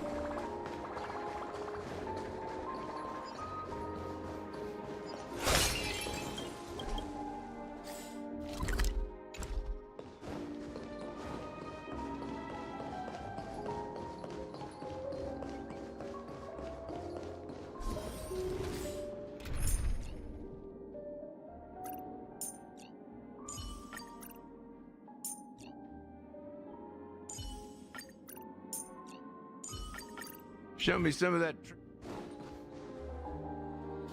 Is that her? Huh. Vanished in the blink of an eye. So the Astral Express is here too. By the way, there's one more thing. Mr. Alfalfa and I discussed it. I'll present a gift to the Astral Express on behalf of the family as a token of gratitude for the Nameless's contributions to Penacony. Please help me with the necessary arrangements. Right away, Miss Robin. Can I ask you something? Oh, greetings, miss. Is there anything I can help you with? Do you know how to get to the pawn shop? Pawn shop? Ah, you must be talking about Lady Bonajade's place, right? I heard she offers, special services there. I've marked the pawn shop's location on your device. Please feel free to check it out. Lady Bonajade. I think I've heard that name somewhere before. Was it from Silverwolf? Come to think of it, she disappeared after mentioning that she was going to meet with the Genius Society. I wonder how things turned out for her.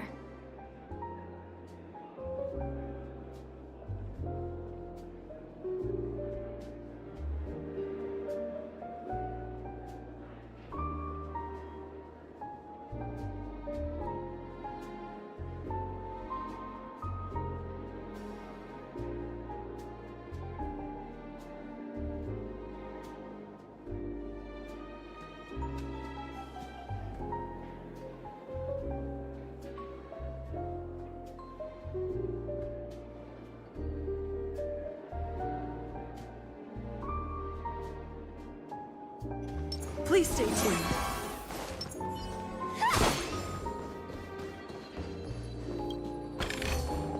Inspection complete. Nothing suspicious.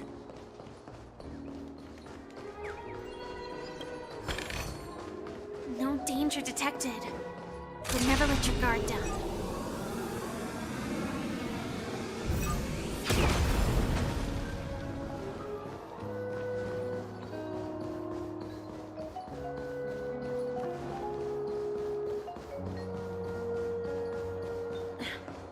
Watch yourselves in front of the IPC. Don't you dare embarrass me.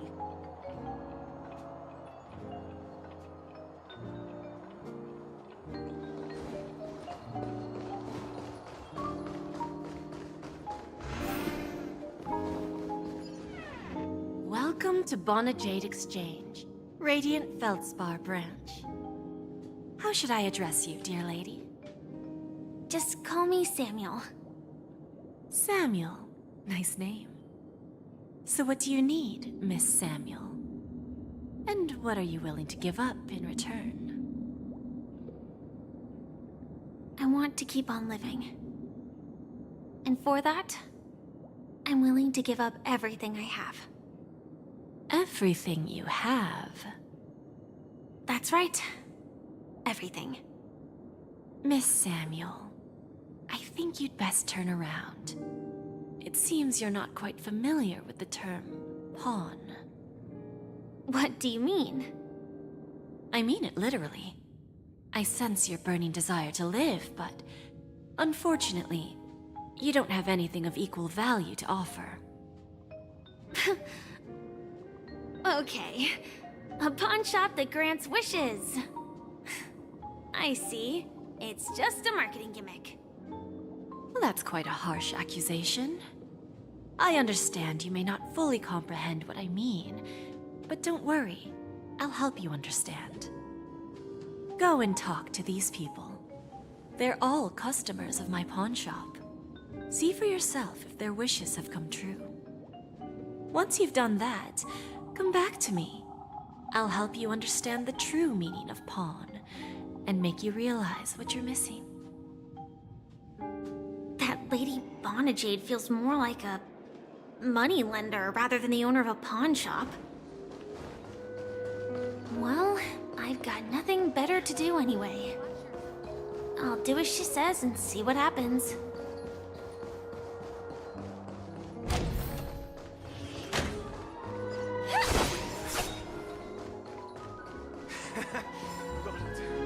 Excuse me, I was here first. Inspection. Suspicious. You stupid little girl. Coming back to lose more money, huh? Enough talk. Let's get started. This will be our final game. I'm betting my entire fortune. Oh, a big talker, huh? All right, let's see what you've got.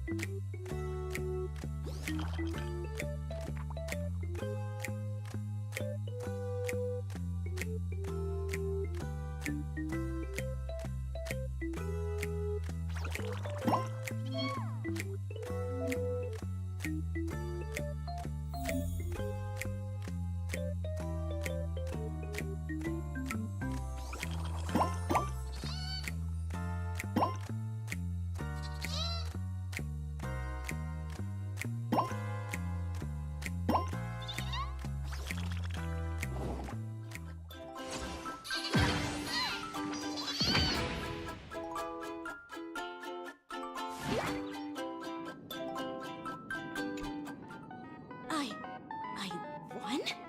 I actually won! This can't be! You lost to me 10 times in a row. How could I possibly lose to you at such a crucial moment? It's true! Lady Bonnet Jade has truly blessed me! Ha!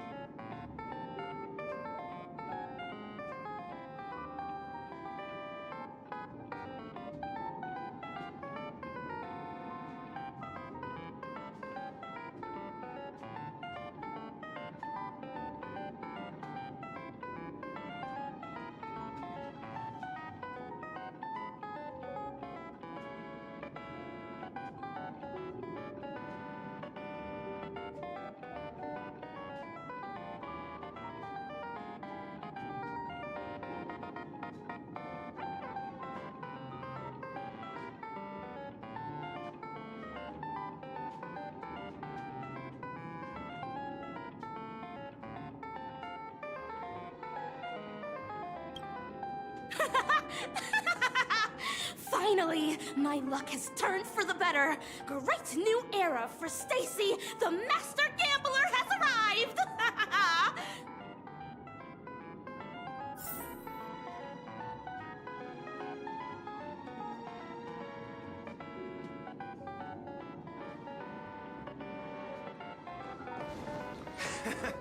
Got it.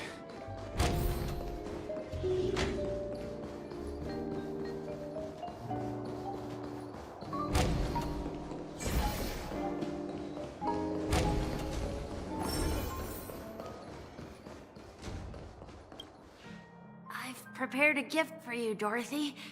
Check this out. Whoa! What a beautiful necklace! Is it made of cymophane? It's stunning. How did you know I love jewelry made of cymophane? It has the same purple hue as the necklace my dad gave my mom. I've never told anyone about it. How did you find out, Del?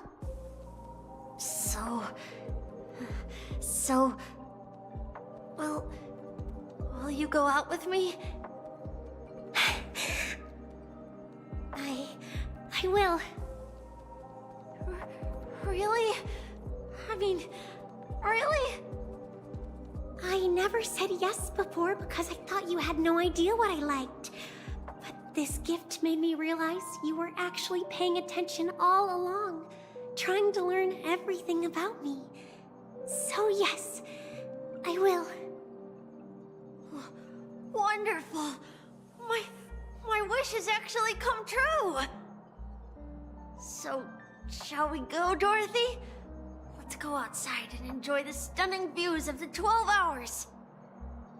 Yeah, let's go.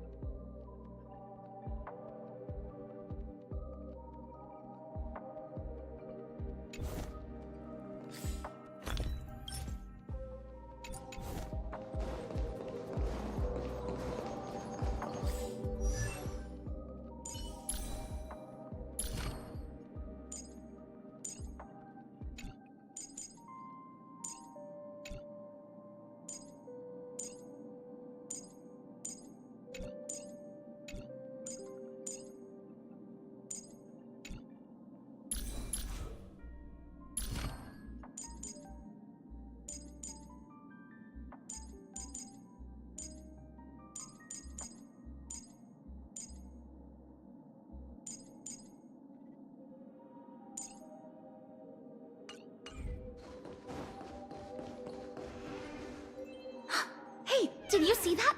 The gray-haired one outside. Don't look around, just focus on your drink.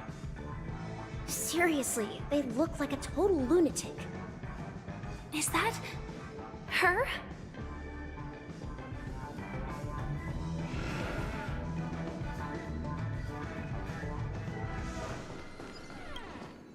Yeah, you heard right. I've got him. He's been hiding at the moment of Soul in Pinnaconny, using a fake identity. And he even posed as a professor at Paperfold Academy. I've made a deal with the family. I'll leave the extradition-related paperwork to you. How'd I find him? Well, let's just say I had some help from an influential figure. Don't ask for the details. 22 years. Yeah. 22 years of chasing this guy all over the cosmos. You know, never thought it'd end up like this. Right here. I'm gonna hang up for now, partner. I need to raise a glass to myself.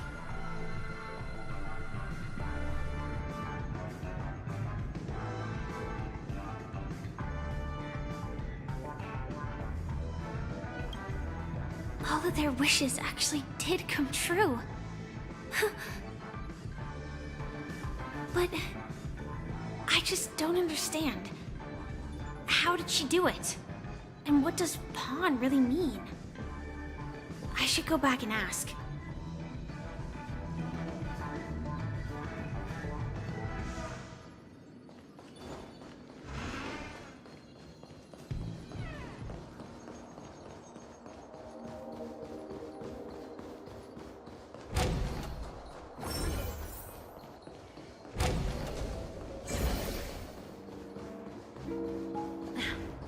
Watch yourself.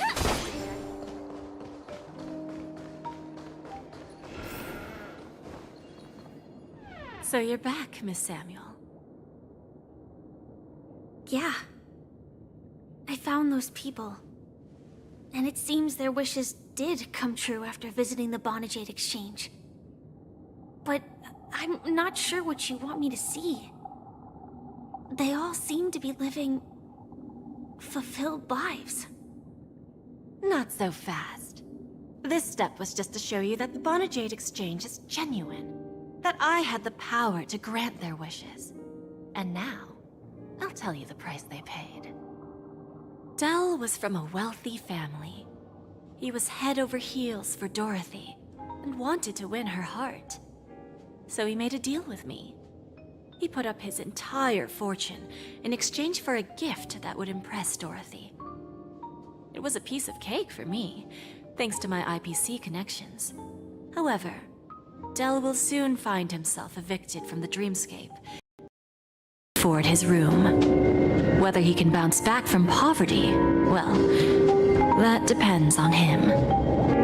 Let's just hope that necklace will keep the relationship from crumbling. Then there's Stacy, a lady with a gambling addiction. She wanted some serious luck, but she had nothing to offer. I took away all her close relationships. From the moment she stepped out of the Bonajade Exchange, every casino in the cosmos would remember her name. But her parents and siblings would sever ties with her, and it would be impossible for Stacy to make any real friends again. She will accrue a vast wealth due to her good luck, but she'll never be able to use it for the people who truly matter to her. As for Detective Walker, he spent 2 decades chasing down a wanted criminal for some heinous crime. But he never caught the guy. In his desperation, he came to me. He offered his own memory system as collateral.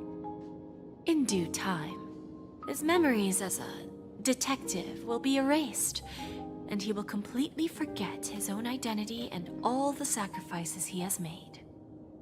Interesting, don't you think?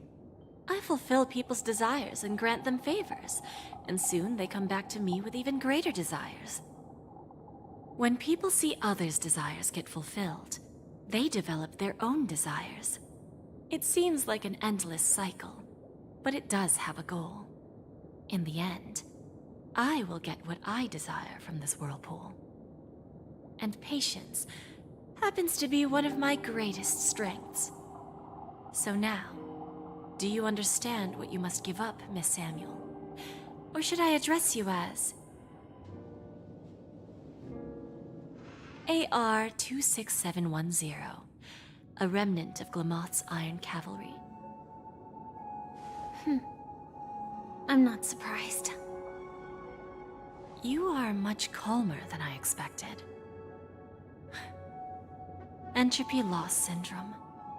Truly an unjust misfortune, isn't it?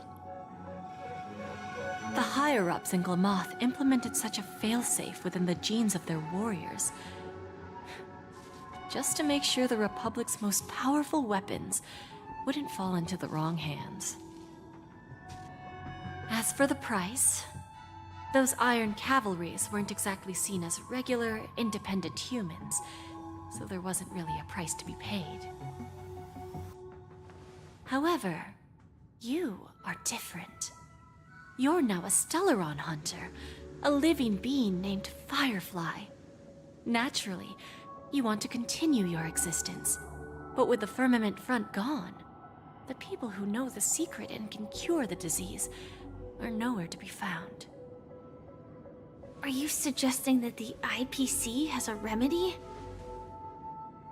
Well, there might be a silver lining. That's all I can say for now. I see. It's no wonder you said I can't provide anything of equal value. Because nothing I own holds any meaning. So, you're going to ask me to personally restrain my partners to ensure my own survival? Unfortunately, that's not quite the case. Partners. A nice way to put it. Now I'm even more curious about the Stellaron Hunters. Each of you has your own identity and a special bond with each other. It's strong and intimate, and yet it allows for independence. Just as the 10 Stonehearts follow Diamond, you follow your own leader. I wonder what they are like, and if all Stellaron Hunters are like you. Traveling on the path of finality, but struggling against your destiny. Attempting to move in the opposite direction. I really hope that one day, all of you will come and visit my pawn shop. I'll be waiting patiently for that day. Can I see this as an invitation? From Diamond to the Stellaron Hunters while keeping the IPC in the dark? Consider it more of a personal offer from myself. It doesn't represent the IPC or the Strategic Investment Department. The Stellaron Hunters have interacted with the IPC, but not the 10 Stonehearts.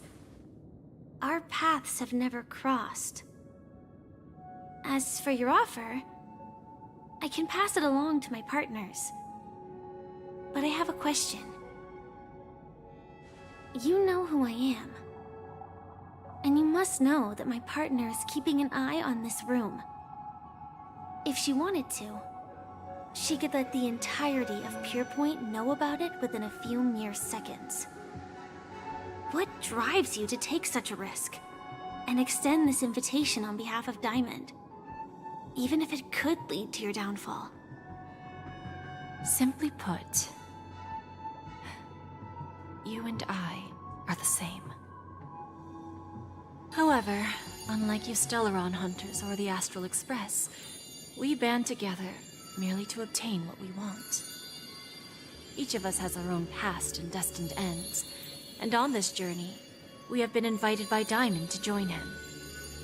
This journey could be either brief or long, as each of us carries a void in our hearts that can only be filled from the outside. So, Diamond made us a promise to divide the power of the Emanator of Preservation into 10 pieces and give each of us a cornerstone to fill that void. Mortal flesh is fragile, yet my heart is unyielding like the monolith. For without this resolve, the way of preservation would fade into oblivion. So, you understand? This pledge goes beyond a mere oath. It's our collateral in exchange for opportunities, wealth, survival, and a future. And whatever we gain from it will fortify the Stonehearts in return, allowing us to achieve the great cause of the preservation when the war among the eons eventually comes.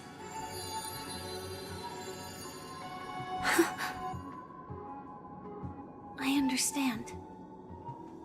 Take your time, child. You don't need to give me an immediate answer. Like I said, patience is one of my greatest strengths. If fate turns that page, our paths will cross again.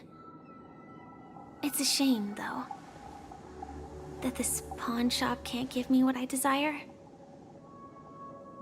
My last attempt in Penacony. Well, it ends with hope.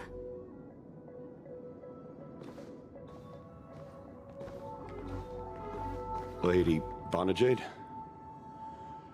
I've come to deliver the collaterals promised.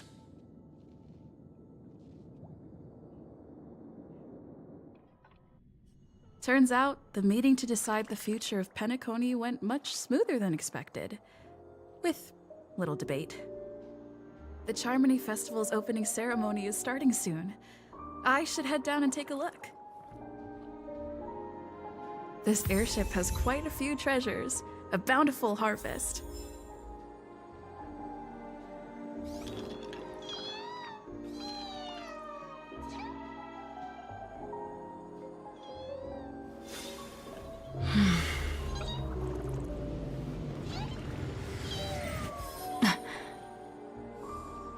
Stream forth the gleam of old blades.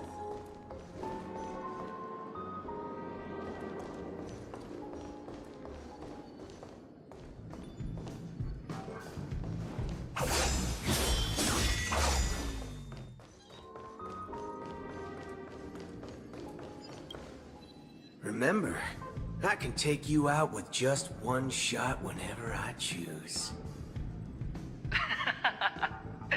Oh, that'd be my honor.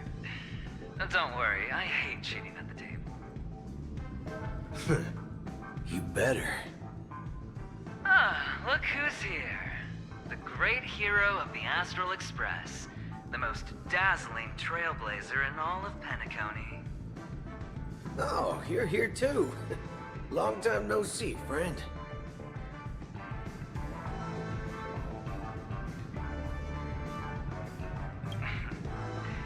Merely a greeting of platitudes. As long as you and I have an understanding. But let's set aside those under-the-table dealings for now, partner. Don't want to spoil the festive mood of the Charmony Festival. Oh, I agree. Now let's congratulate Miss Trailblazer. I hear the family intends to thank the crew at the Charmony Festival. It's a real pity I can't personally be there to witness this.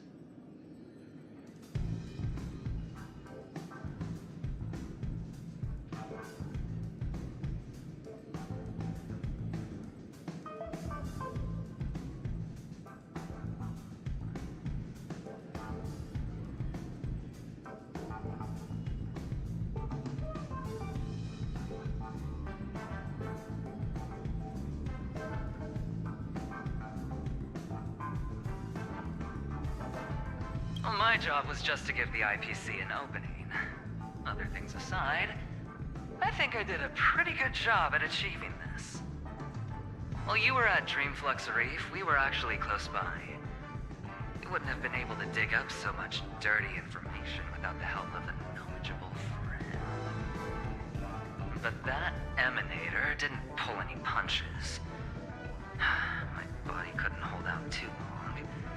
Otherwise, this would have been settled in a much cleaner manner. No problem. Punishing the wicked and eradicating evil is a top priority. Would have been strange if we sat it out. Making an entrance like that, us Galaxy Rangers are making a comeback. Reckon you'll meet quite a few followers of the hunt on your journey. Do me a favor, and pass on my regards, will ya?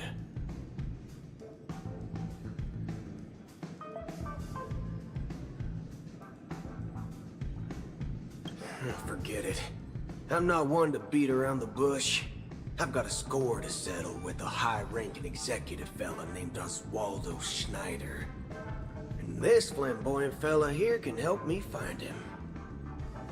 The feud between the Marketing Development Department and the Strategic Investment Department is well known across the cosmos. But what I didn't expect was the involvement of the Galaxy Rangers in this feud. Looks like things are about to get spicy.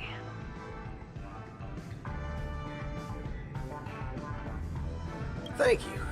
And I also hope you enjoy yourself, great hero of Penacony. I'll pass. But I do hope you guys have fun. If you don't mind, let's play a few rounds next time.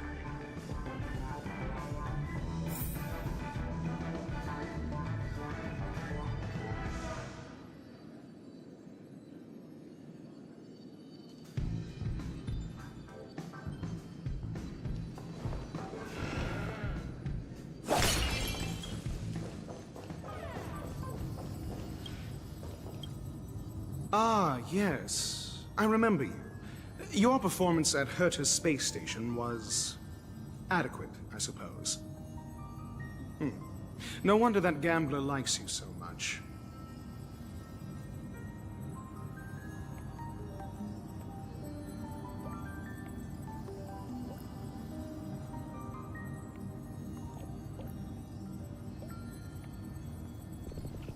This individual is my responsibility during the trip. Nothing more than an errand from the Office of Academic Affairs. Very well. The Charmony Festival is about to commence soon. Take advantage of this unique opportunity. A blend of work and play is essential for superior knowledge absorption.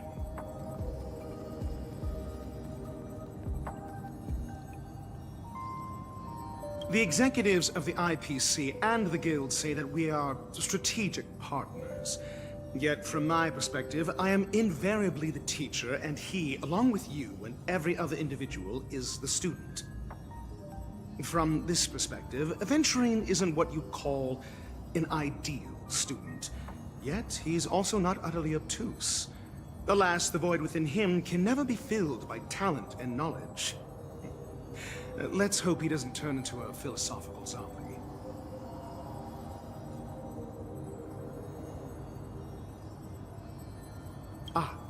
Saying such a thing merely indicates that you have not truly grasped the essence of learning.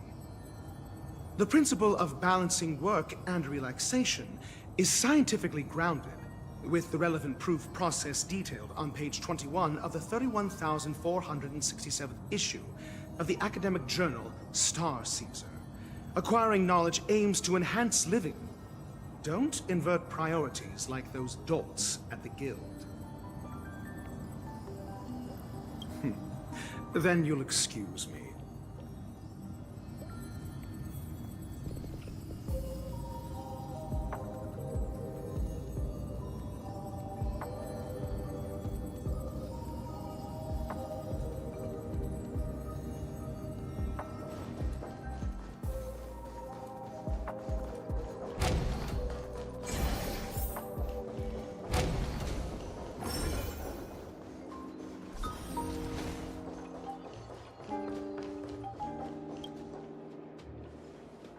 Well, if it isn't my old friend. It hasn't been long, and yet, here we are again. How are you?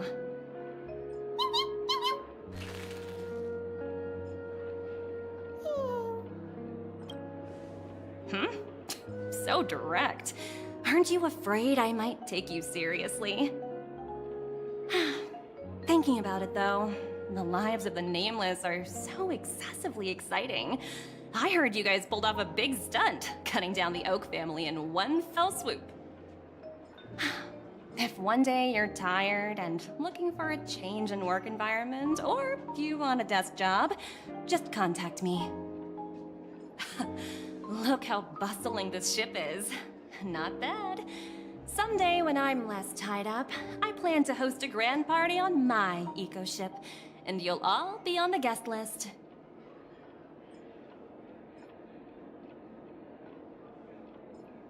transform? What are you saying? Oh, I understand now. You're referring to Aventurine's cornerstone, right? Sorry. Compared to him, my ability is not as visual. Guess there is no harm telling you. The abilities of the 10 Stonehearts' cornerstones are all different. Some can even read your thoughts, grasp your desires. So, be careful. Now that I think about it, it was good that Branya got there when she did in Bellabog. If she came any later, we probably wouldn't have ended up as friends.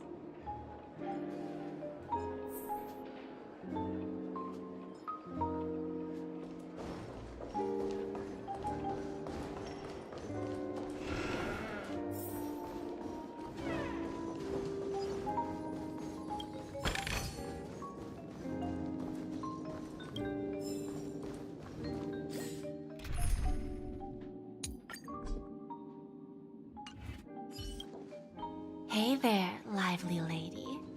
Welcome to the Bonajade Exchange. What should I call you?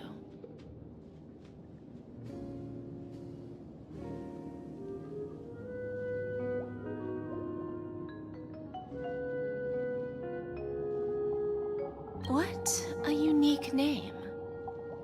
So, miss, what do you wish for? And what are you willing to sacrifice for it?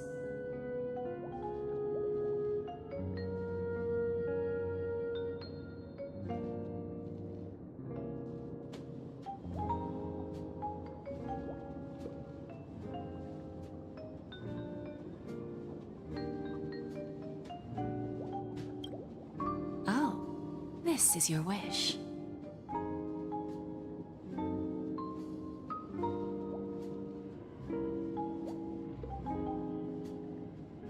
Sounds simple enough. Very pragmatic. Then, let's discuss the cost.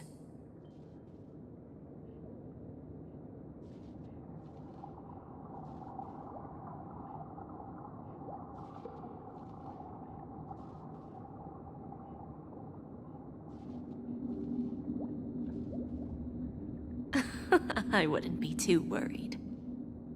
To fulfill this wish, the thing I need is simple. The tail of an animal. Well, it's a two-legged animal with black fur, a round head, and long ears. It's omnivorous and is prone to mood swings. Most importantly, it has mastered the human language and can communicate. Bring its tail to me as collateral, and your dreams will come true.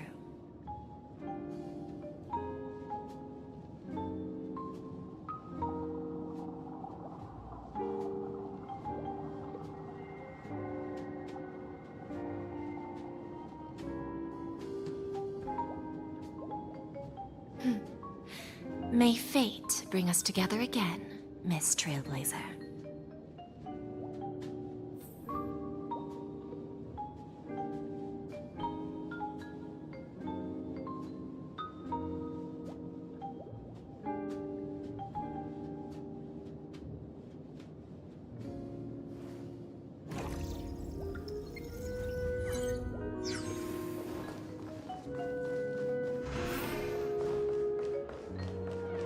Services do you require?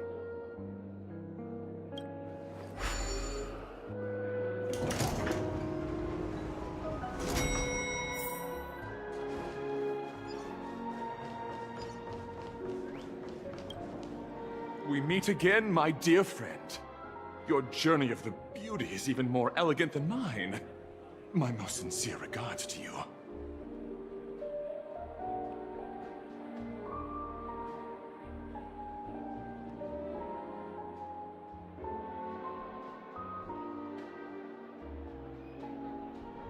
How could it be?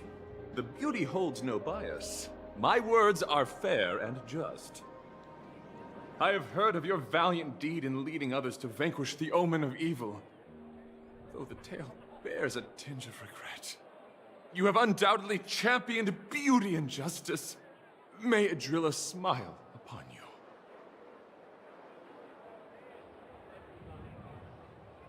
If an admirer of the beauty gets lost in the pursuit of power, they risk descending into the omen of evil, a form which is neither human nor beast.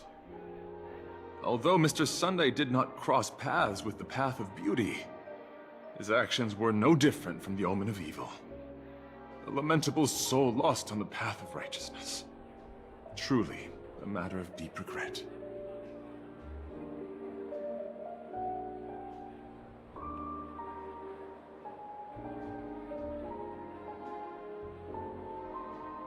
I'm ashamed to admit, Anna's dream was too realistic. I couldn't bear to bid farewell to a fallen friend who had long turned into a beast. I lingered in that illusory dream for far too long. His voice and smile were too vivid. I didn't pass the trial of beauty this time, spending too much time in self-reflection over my own hesitation. Yet, I wish for Adrilla to remain my beacon, a banner for me to strengthen my determination for the beauty.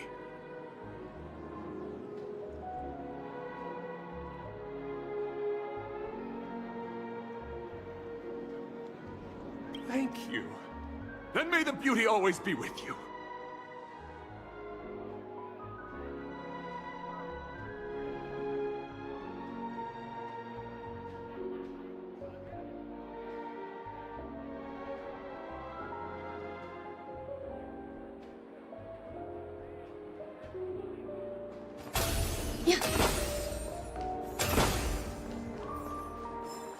Sound lingers. Please stay tuned. Locked and loaded. The festival hasn't started. Let's take a quick break. Hi, we meet again. Who's that? It's really you! I knew I didn't get the wrong person.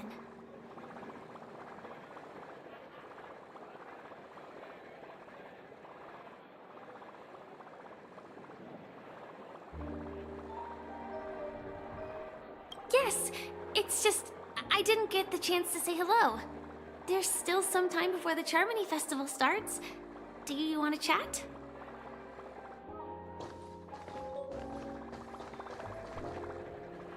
Two murder cases, a showdown with the IPC's ambassadors, the legacy of the Nameless, and a remnant of the Order who dreams of creating a paradise in place of the Eons. You guys even ended up shattering the dream. It's truly been quite a vacation. It's a good thing that you guys managed to overcome all those difficult problems. Congratulations! After the Charmony Festival's opening, will you guys be leaving again?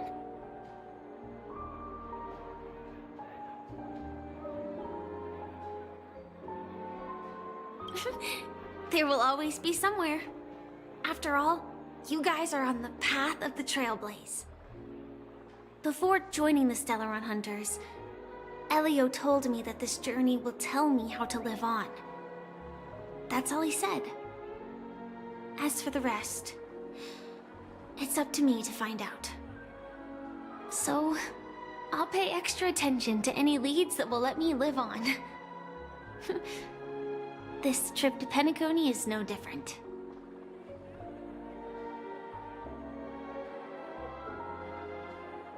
Yes, sadly I was looking in the wrong place. But I did reap some rewards. Do you know Miss Jade from the IPC's Strategic Investment Department? Lana Jade Exchange belongs to her. She told me her price, but...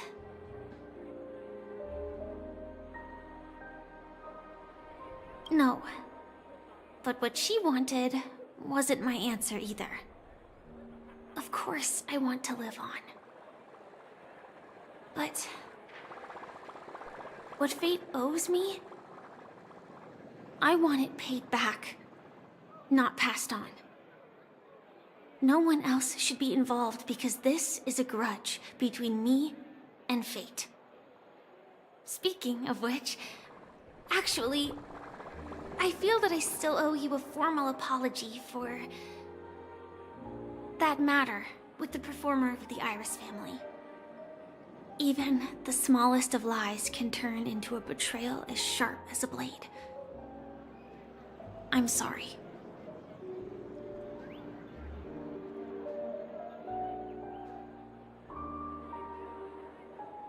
It was an emergency, so I never had the chance to formally apologize to you.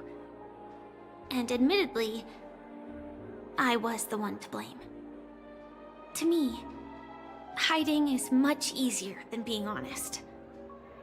Yet, I still want to try expressing my emotions as any ordinary person would. It's that girl! Get moving! Arrest that criminal before the Charmony Festival's opening ceremony starts! I can't believe they've chased me this far. Looks like we have to say our goodbyes. Don't worry about me, just go and enjoy the ceremony. The script hasn't reached its end yet. We will meet again.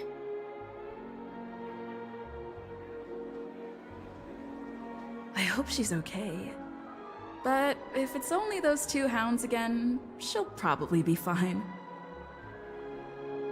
I'll send a message later to check in on her. Let's go attend the Charmony Festival first.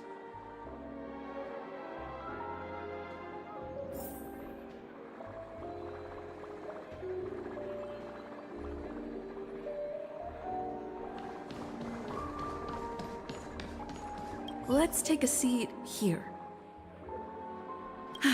Everything is settled. But there's still some time left. Maybe I should take a walk. Let's keep walking.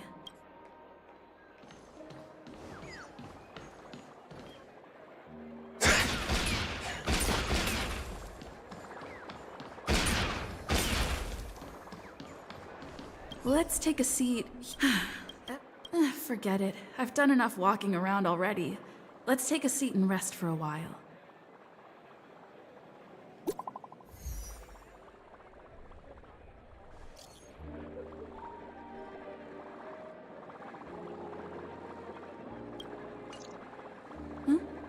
Looks like I don't have to worry about her. Let's wait for the opening ceremony to start. Wow! It's Miss Miss Robin! Robin! Hey, Miss Robin! Hey, Miss Hey, Robin! over here, Miss Robin! Miss Robin! Miss Robin! Miss Robin! Miss Robin! Glory to the family! Miss Robin! Glory to the family! Glory to the family! I'm your biggest fan, Miss Robin!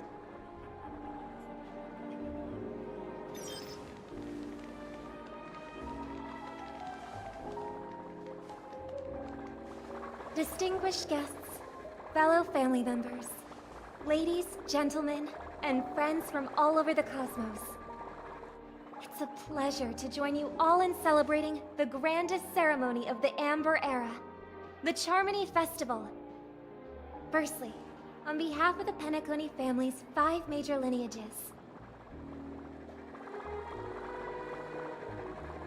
and on behalf of myself, I'd like to extend a warm welcome to all our guests.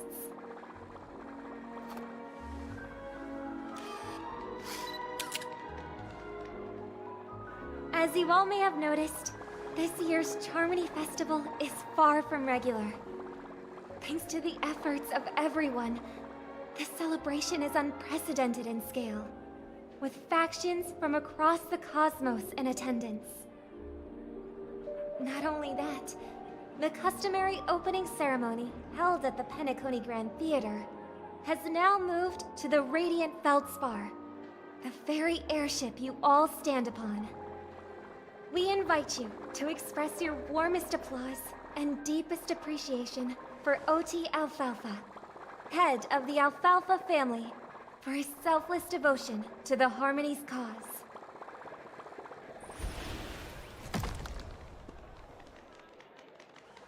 What makes this festival so uniquely significant?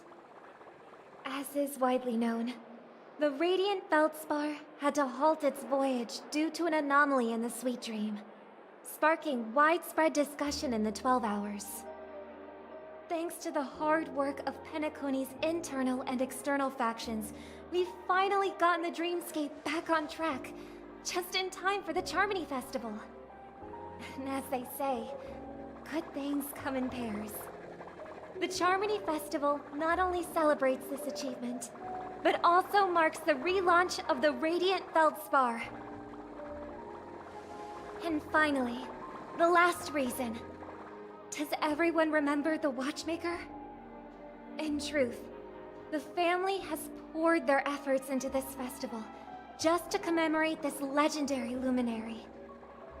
The father of Penacony, Mikhail Chard Legwork, one of the legendary Nameless who laid the foundations of Penacony.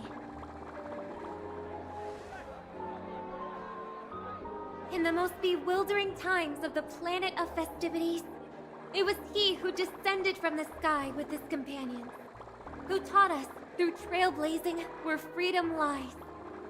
It was also they who led the vanguard in the pioneering of the dreamscape, in exchange for what is now known as the Paradise of Harmony. It can be said that Penacony's splendid success today is deeply rooted in the trailblazing ethos the Watchmaker planted within us. Only by honoring this trailblazing spirit can we fulfill our mission and spread harmony to a broader audience. Aw, that's so nice of her. She's talking about us.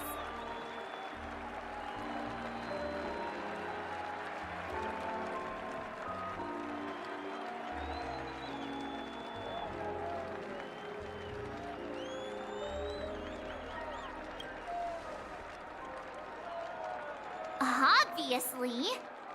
Wait, why does that seem so ominous? And now, the sweet dream is back on track. All thanks to the Trailblaze, of course. If it weren't for everyone on the Astral Express, we wouldn't be able to successfully host this Charmony Festival. Thus, with unanimous consent from the 5 major lineages, Penacony's family, on behalf of all family members throughout the cosmos, offer a token of appreciation to the Nameless. Oh, I wonder if it's gonna be a big one! We will transfer ownership of the Radiant Feldspar to the Astral Express. A meager appreciation that we hope you will accept with grace. Let us gift our applause and cheers to these brave and dauntless Nameless. Nameless! Nameless! Nameless! And now, I propose a toast. To harmony, to the Trailblaze, to the future of Penacony and the universe, and to the generous Alfalfa family head, Mr. O.T. Alfalfa. Cheers! Cheers!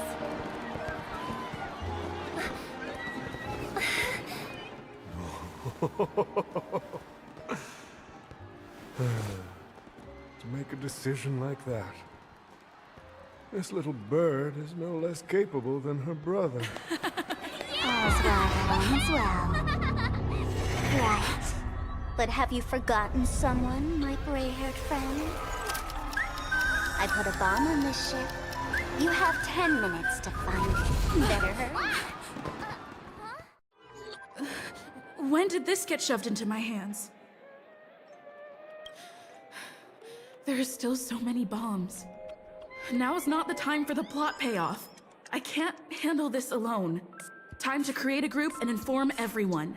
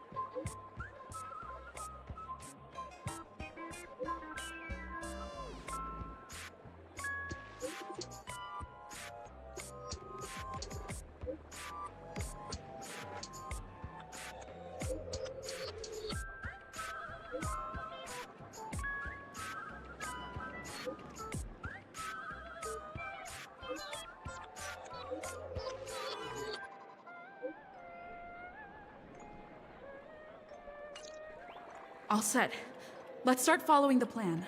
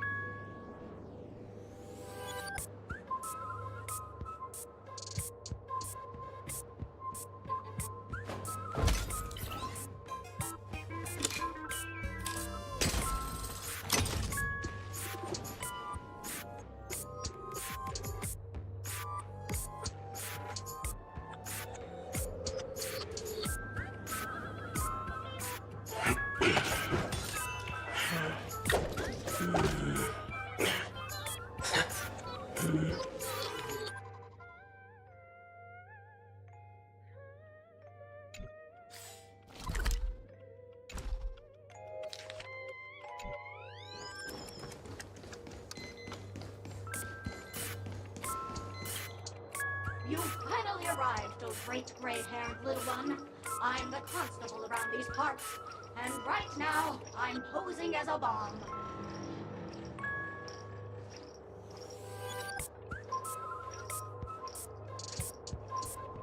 You don't like it? Fine. I'm now the bomb demon then. Satisfied? If not, you'll just have to make do.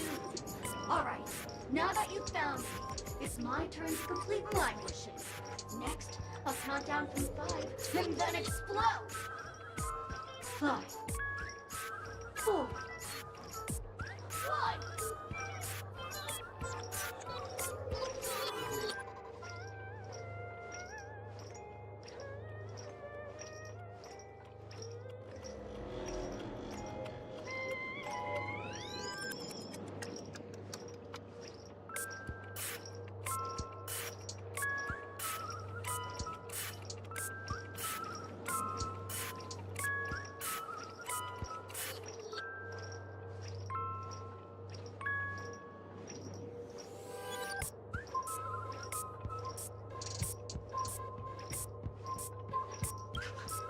Did I miss a number? Oh, so it is. No matter, though. I've never learned how to count before. I mean, Bomb Demon Doll has never learned how to count. I'm not even a real bomb. Was it surprising? Shocking? Horrifying? No? Really? Fine. That's too bad, then. You really haven't learned how to count.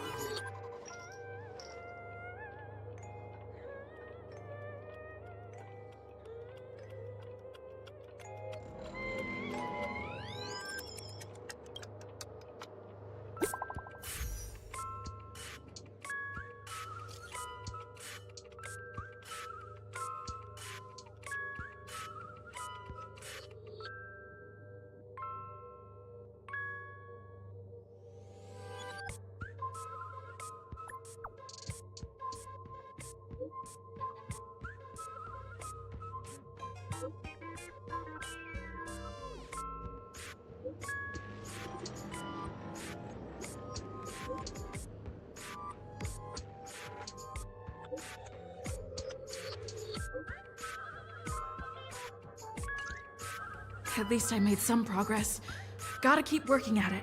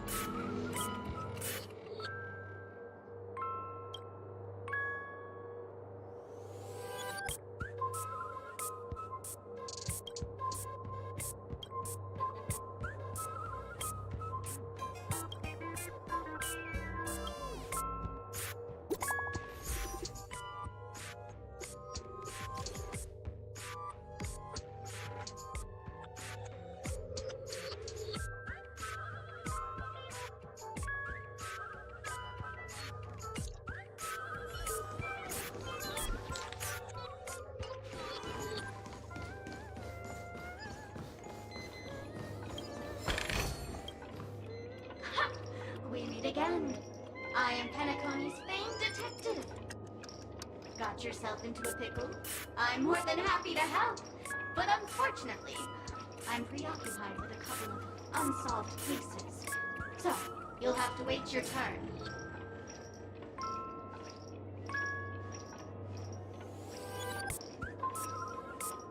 Ah, right. It completely slipped my mind. Dr. Boom specializes in explosives. I need your help, miss. You've had quite a few run-ins with Dr. Boom. And with the recent bomb situation, you're bound to find evidence that proves Dr. Boom is the killer. The first case is the Soul Glad factory arson case. We found a hammer, a doll, and half a liter of unidentified fluid at the scene of the crime. Our forensics results show it's a red herring. The second case is the Blue Hour auction robbery. A gang of masked thugs broke in, stole a fragment of the Astral Express, and left behind a large hammer, a doll, and a half-dead red herring at the scene. Those are all the details. The way I see it, there must be a link between these two cases that will be the key to exposing Dr. Boom. I trust in your deduction. Which piece of evidence do you think is the deciding?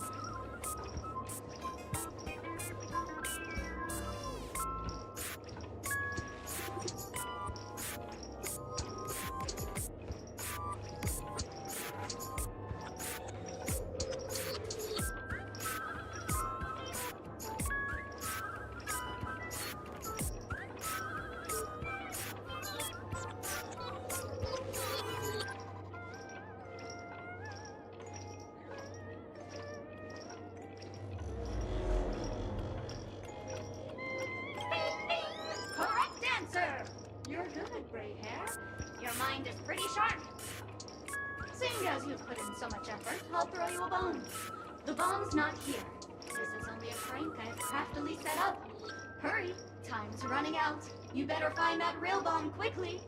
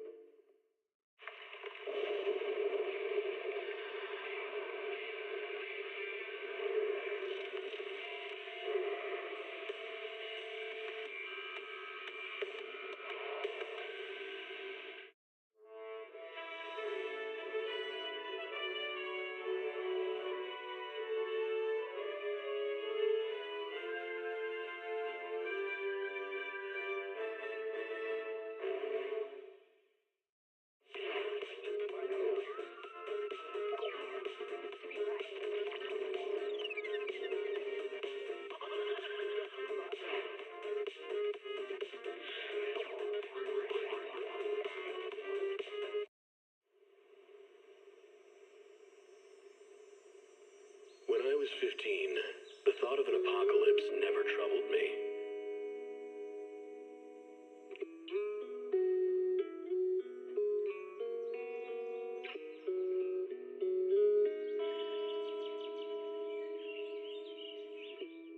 The only thing I couldn't give up, even in the face of the world's end, was the sunset on that beach.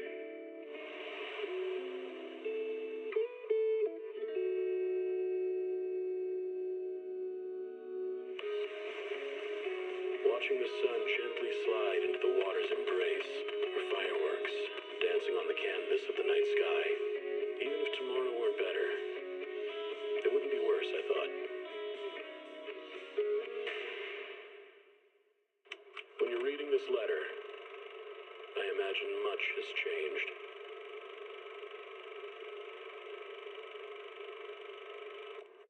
Whether it's yourself or the world.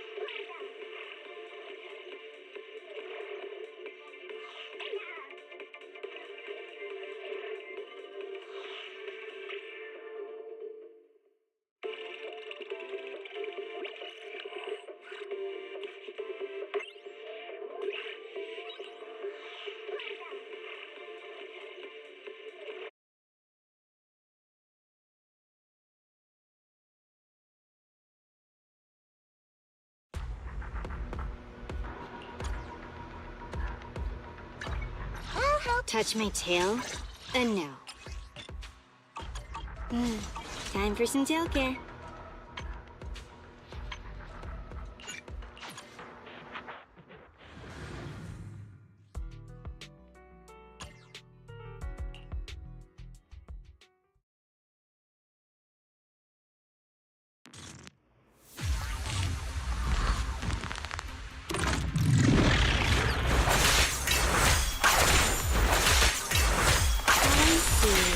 Your weak spot.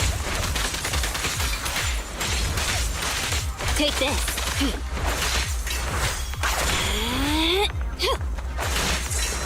I see your weak spot. Get back. Get lost.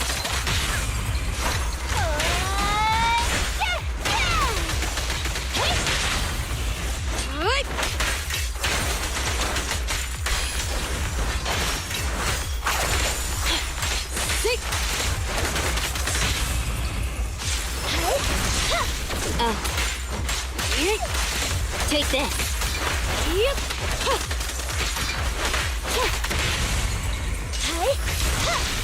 Watch out.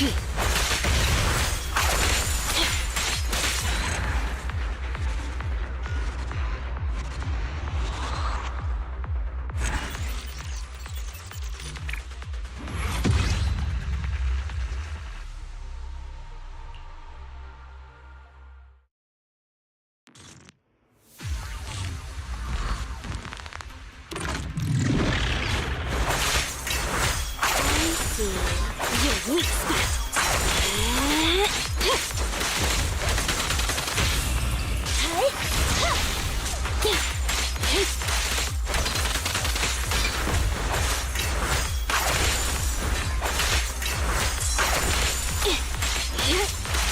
Take this.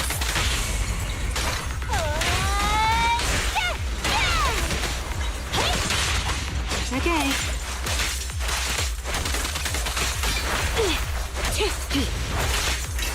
I see your weak spot. Get back. Better dodge. Out of the way.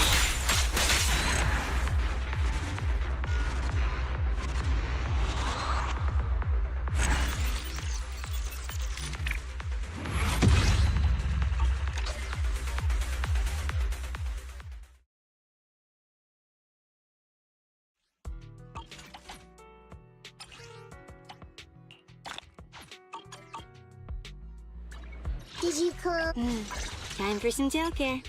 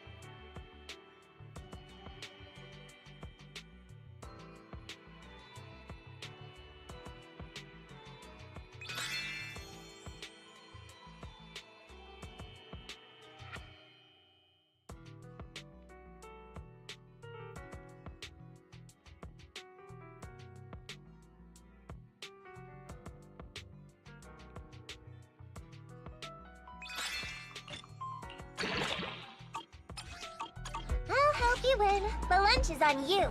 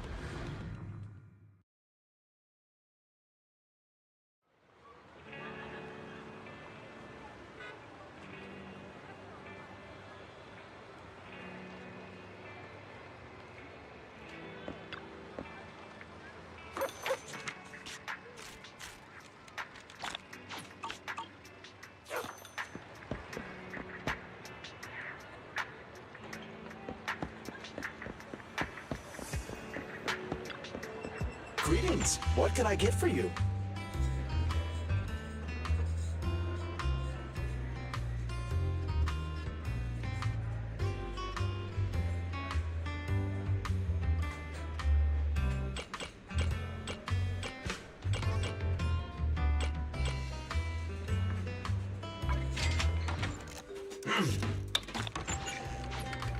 Whenever you feel lost, you can always... Time for some tail care.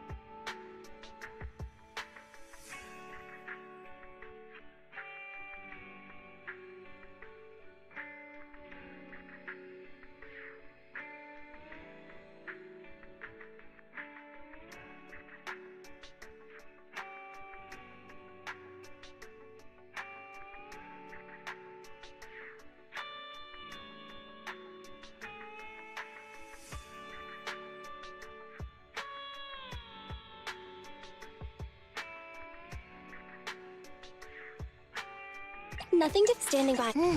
Let's take a break.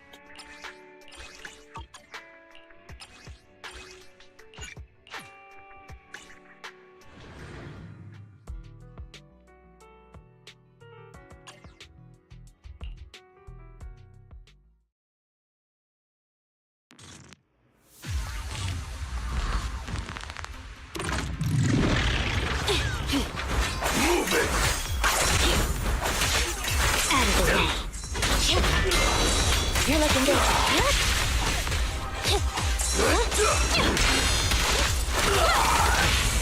Blow, blow, blow away your troubles!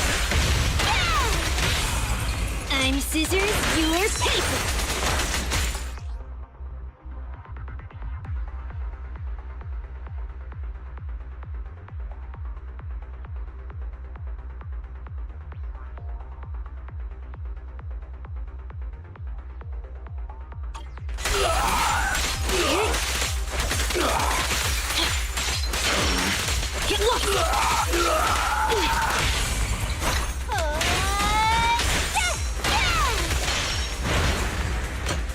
Standing by. Make a choice.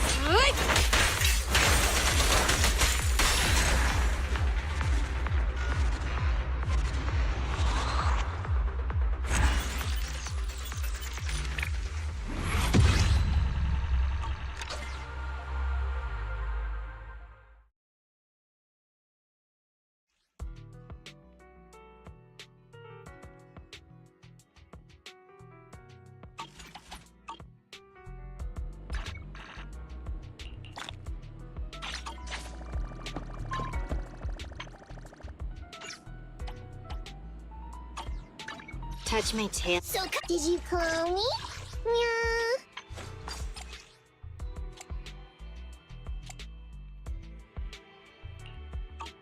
I'll help you win. The lunch is on you. Did you? I only I'll help. Touch my tail? No.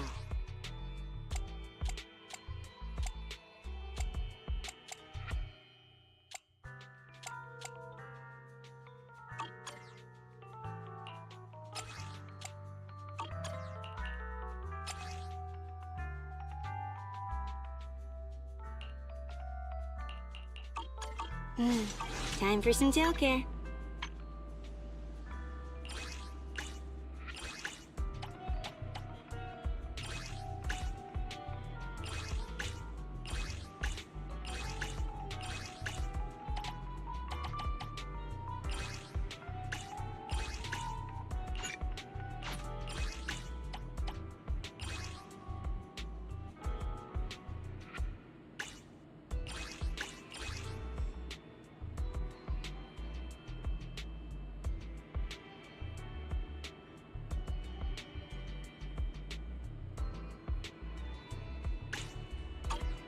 Touch my tail. I only handled...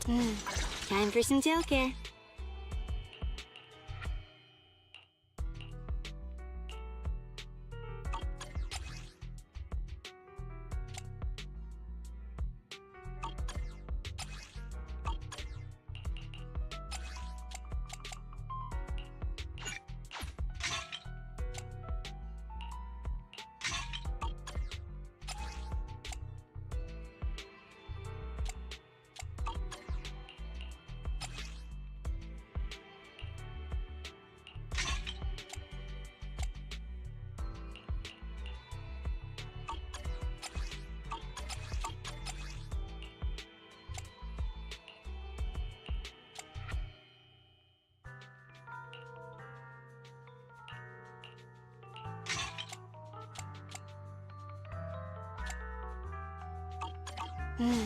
Time for some tail care.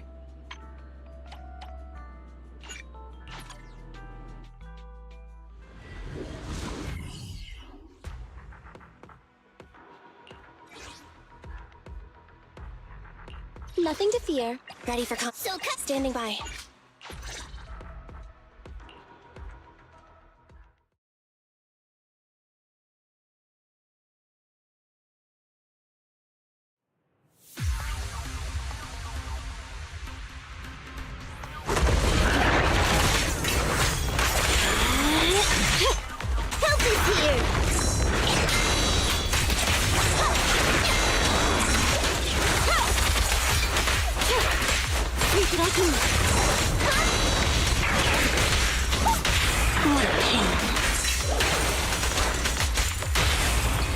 You're gonna get dizzy!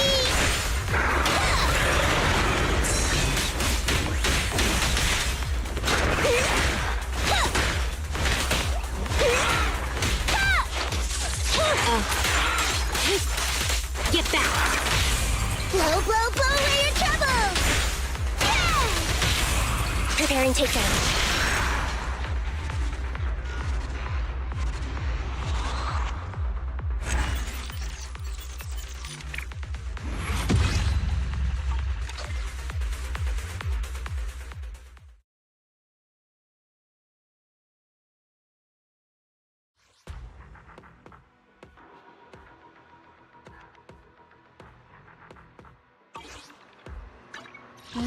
So Touch my tail, and now.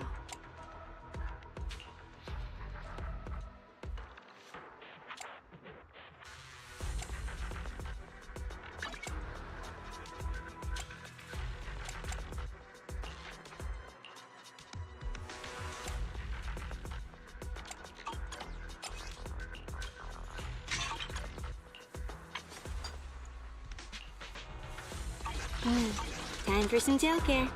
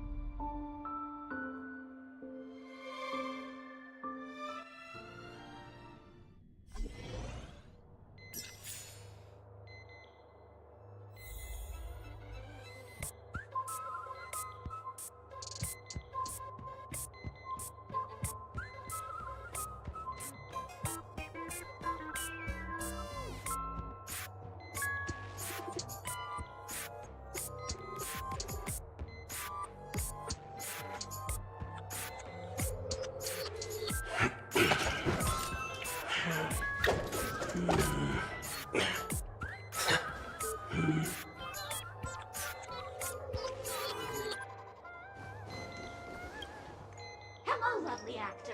You can call me the Director Doll. I often use this name in film credits.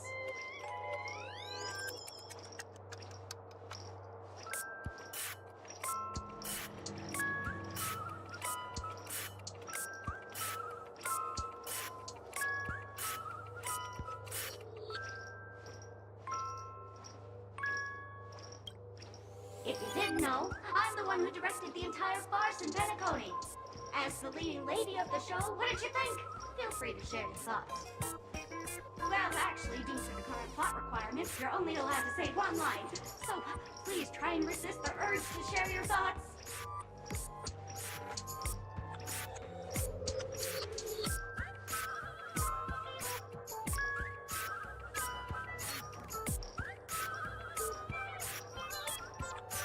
Really? You really have no questions? Okay then, what a pity. Since you're done asking questions and I'm done answering, according to the script, I must reveal to you the fact that there's no bomb here at all, thus causing you to want to kick yourself for spending this whole time listening to me prattling on, after which we will part ways. But don't fret, I've also prepared a gift for you. A dream bubble that has the thrilling life and death moments I shared with a beautiful memo keeper. If you haven't seen it yet, you should hurry up and look for Dr. Edward.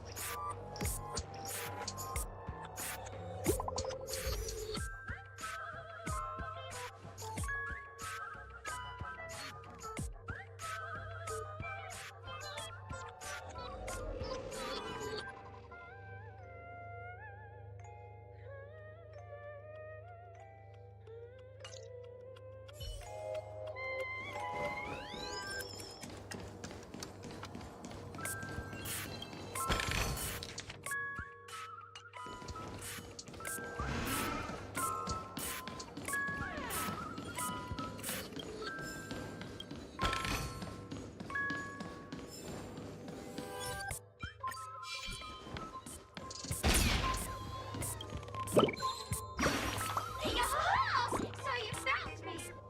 No, I meant to say thank you, tweet. I just got the parts mixed up. Please don't tell anyone, tweet. Actually, there are 998 more dolls that can pack a punch just like me on the Radiant Feldspar, tweet. Please hold them back with the golden sparkle tree. I will prepare a worthy gift for your troubles, tweet. As for that imaginary neutron bomb you want, don't interrupt me. I know you never mentioned those 3 words to me before. Well, the bomb isn't here, tweet.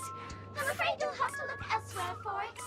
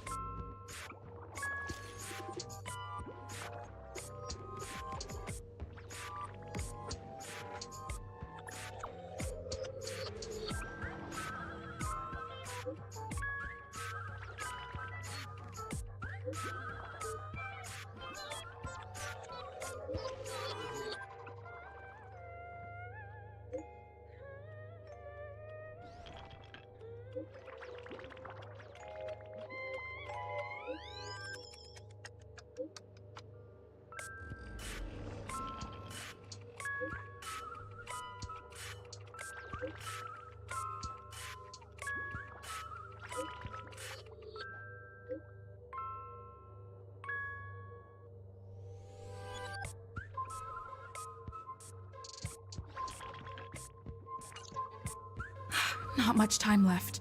I hope I make it.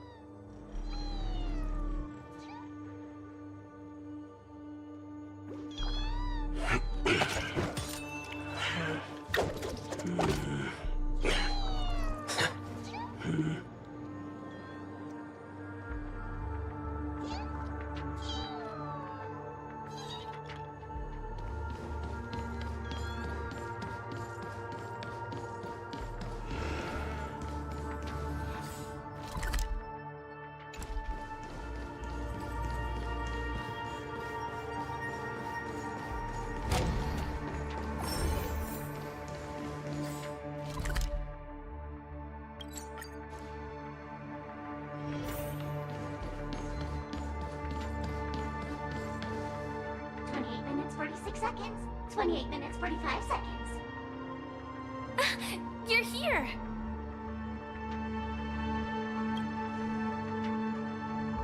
The Masked Fools? Huh. So this really was their doing. Since you're here, I'll just keep it short. Just over half an hour ago, I received a message from an unknown sender and rushed here as soon as I could. 27 minutes, 52 seconds. 27 minutes, 51 seconds. The Sweet Dream has lost the protection of the Order. If it were to blow up here, the consequences would be unfathomable. I've scrutinized it for a long time, but the bomb's design is incredibly unique, as if it's been locked by some mysterious path force. Apart from its creator, I fear no one knows how to deactivate it.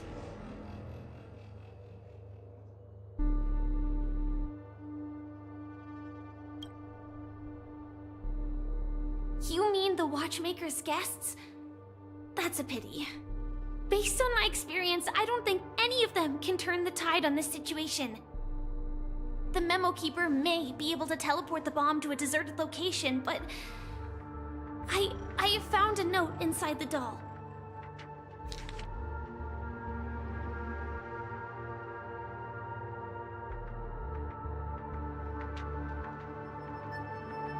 I don't know what grudges they have, but this path is a dead end, too. That's probably not possible. Time is running out and she is a master of disguise. And even if we catch her, she won't come quietly.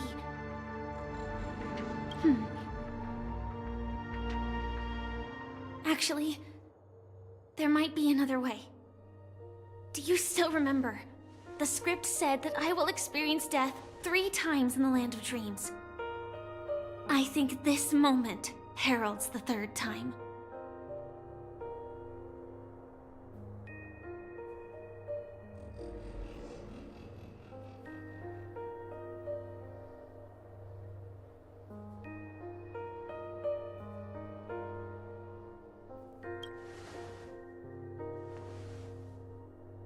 You may already know that I have no way of evoking dreams. I employ a Stellaron Hunter's special method in order to enter dreams instead. This allows me to perform feats that typical dream chasers can't. As long as I can bear the pain of the Memoria pressure, I'll be able to dive into the primal memory zone beyond the dream and extend a lifeline to the Radiant Feldspar. I will take this bomb into the depths of the dreamscape, as deep as possible where there are no living souls around. That way, at least no one will get hurt.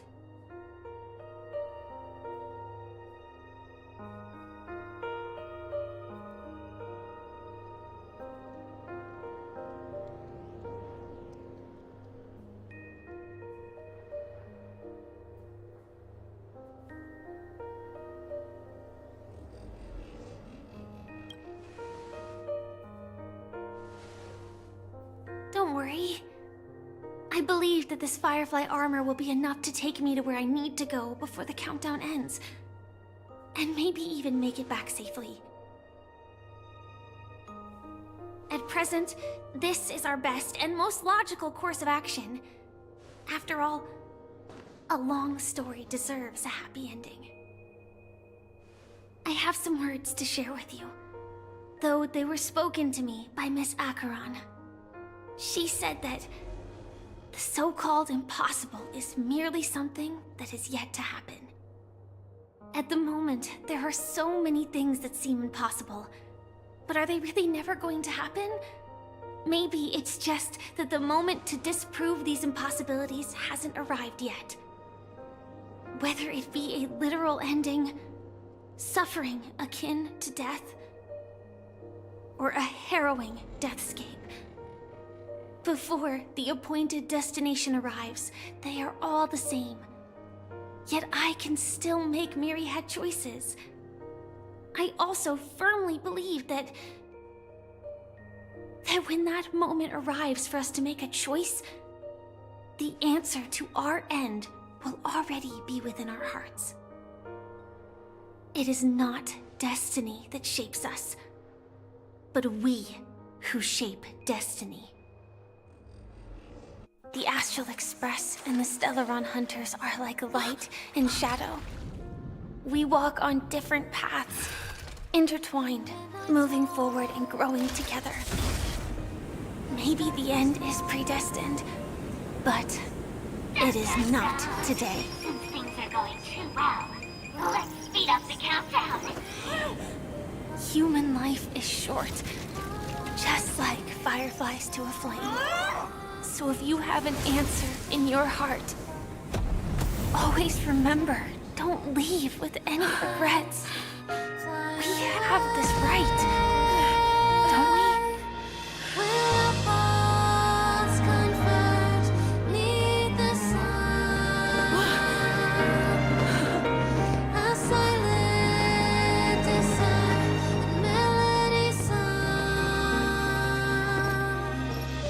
Since you care so much about other people's safety, why don't you go take a closer look?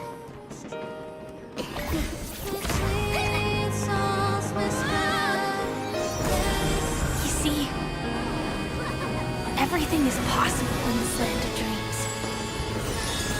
We each came here with our own goals and realized them in unimaginable ways.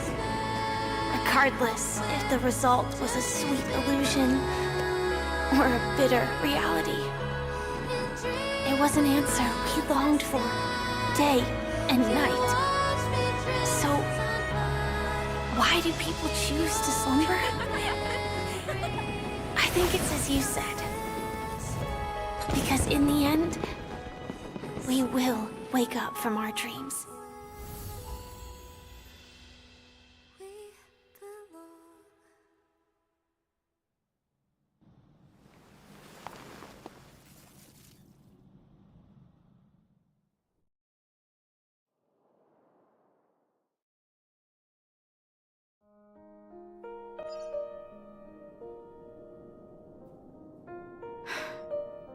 When I arrived, I happened to see a child holding it.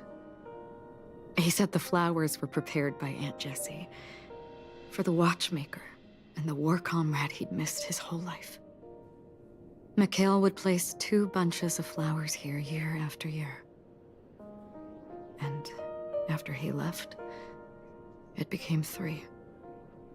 Your wishes will always be remembered by someone. Now, Penacony, as you hoped, has welcomed the dawn after a long, dark night. The path forward may not be a bed of roses, but at least people are prepared to step forth towards freedom. Tiernan, you can go home now. While the Nameless are also preparing for the next stop of their voyage.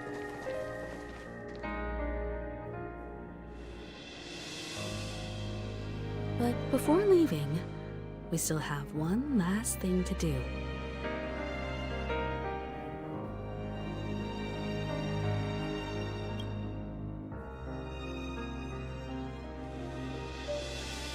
Looks like you've also noticed that history fictionologist is nowhere to be found in Penacony, disappearing just as quietly as when he first showed up.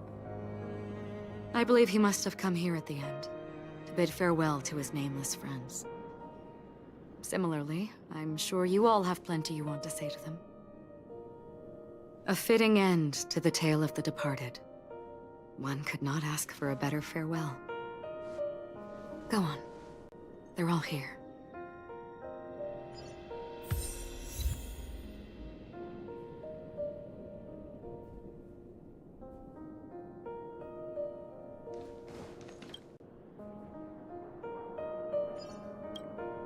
Honestly, when I heard the conductor's request, I was pretty surprised. The Nameless. Those who trailblaze, doing good deeds but never seeking recognition. After all this time, how would we even find those 3 people in such a vast place like Penacony? But it seems, in the land of the dreams, anything is indeed possible. History may not remember the names of the dead, but the stars will attest to their journeys. The first glimmer of light in the prolonged night often illuminates little, as it is fleeting and the darkness too vast. But because of this, people will remember. As long as something shines in the night sky, then when the first star falls, countless more will follow, streaking across the horizon.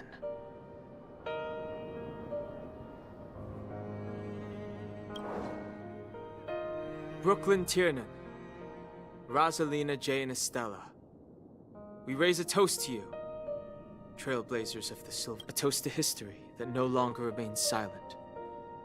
The passionate and courageous pursuit and a voyage that traverses the stars.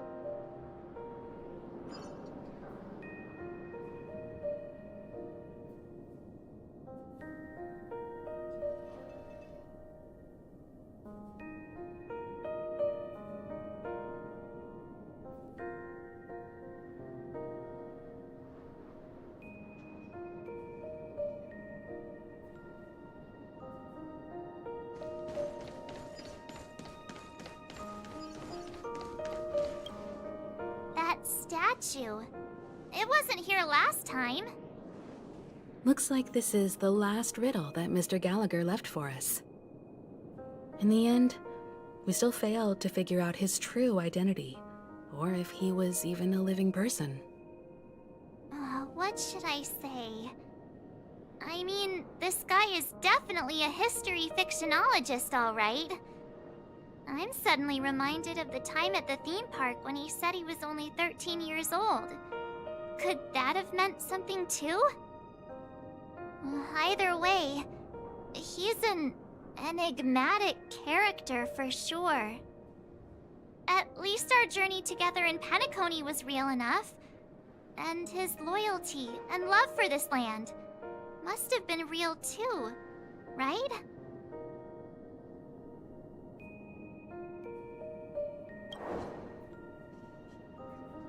Gallagher, we raise a toast to you, the slumbering hound.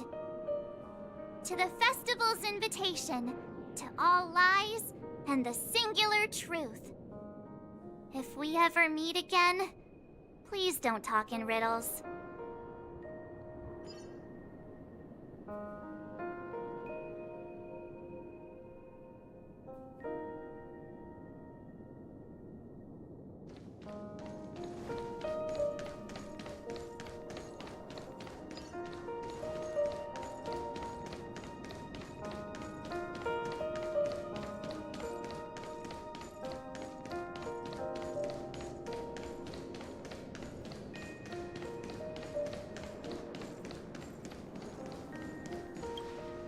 Is the Astro Express ready to depart Penacony? Apologies, Mr. Mika, that we are only now bidding you farewell. Oh, that's all right. You've all done so much for the Watchmaker, and we are forever indebted. Allow me, as the representative of Dreamflux Reef, to make another toast to all the nameless. What will the people of Dreamflux Reef do now? Many will continue to live here. Those accustomed to being awake will mostly have a hard time getting used to a life of darkness with their eyes closed. Though the order has faded, there must be someone to watch over this primal memory zone. Penacony's nights are long, and there are many who are still far from a good night's sleep. As for the sweet dream over there, we're still managing without it, aren't we?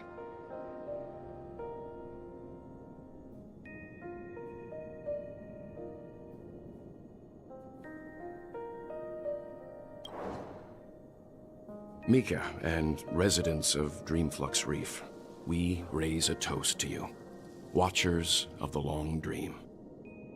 To your tenacity throughout time, to each sorrowful night, and to the dawn that is finally upon us.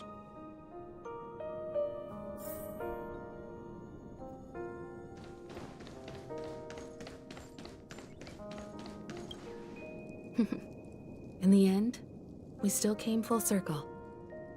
This trailblazing expedition started from the moment you and a bellboy ran into each other. After going on a journey of many twists and turns, they still ended up where they started. Just like a clock's hands that turn round and round, the start and end of each day will always land on 12 o'clock, the advent of time moving forward. There shouldn't be much left to say. This entire adventure started because of you, and should naturally end with you. And then, a new page will be turned. Mikhail Char Legwork, we raise a toast to you, watchmaker of the land of the dreams, nameless of the Astral Express. To Penacony's past, present, future, and the child's unwavering dream unto death. With that, our duty as nameless should be complete, right? The trailblaze can illuminate the way. But ultimately, the future of a world belongs to those who live in it.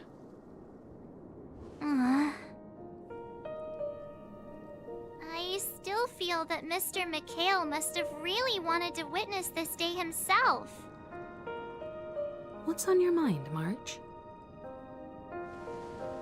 Just a strange feeling. I had it a few stops ago, but it's super strong this time. Why not talk about it? Maybe everyone's thinking the same thing.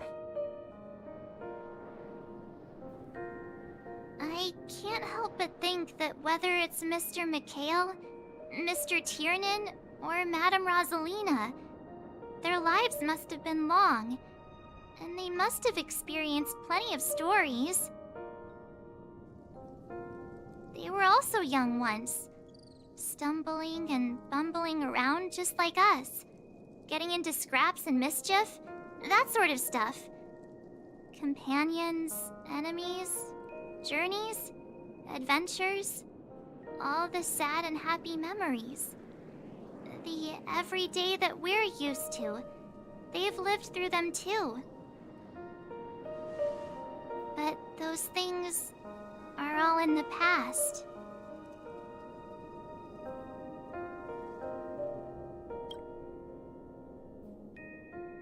Yeah, maybe that's the precise thing I can't let go of. It'll be easier to understand if I use an analogy. Like when you're reading a book. If one of its characters keeps running into obstacles and experiences an ending full of regrets, we're bound to feel a bit mixed about it, right?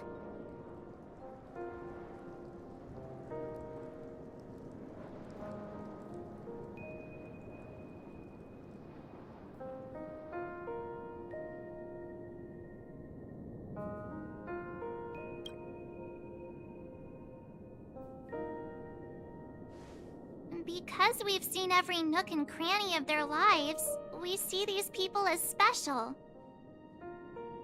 So, even if there are parts of it that aren't really realistic nor logical, we still hope that their story gets a good ending when it comes.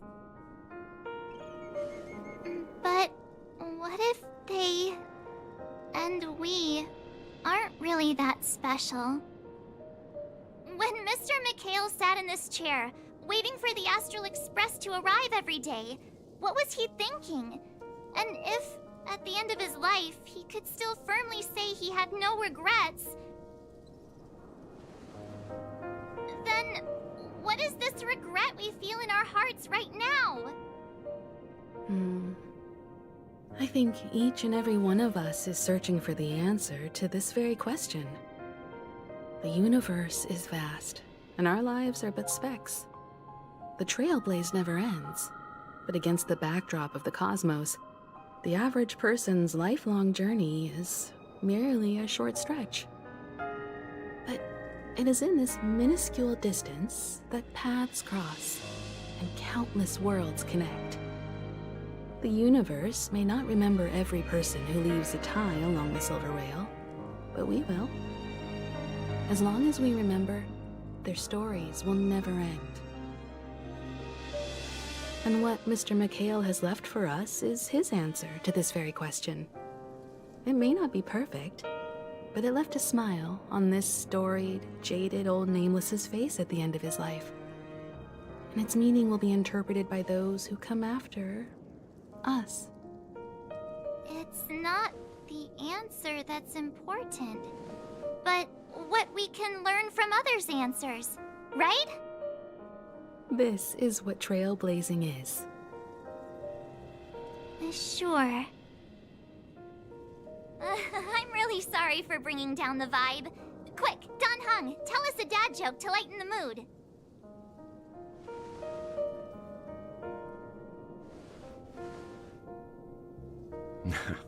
It's never a bad thing to reflect. One day, we'll all have to face our own farewells. But before that, we still have a long way ahead of us together. So the most important thing right now is to tell the conductor what we saw in Penacony. Then prepare ourselves for our next trailblazing destination. I should get back to the Express. Or maybe I could say my final goodbye to Acheron.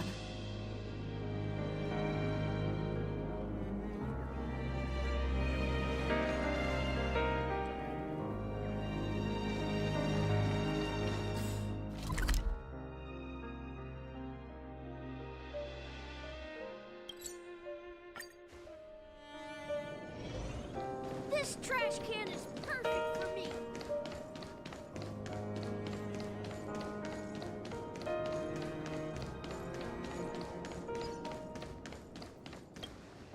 Do you still remember when we first arrived in Penacony? Who would have thought our paths would cross in such a way?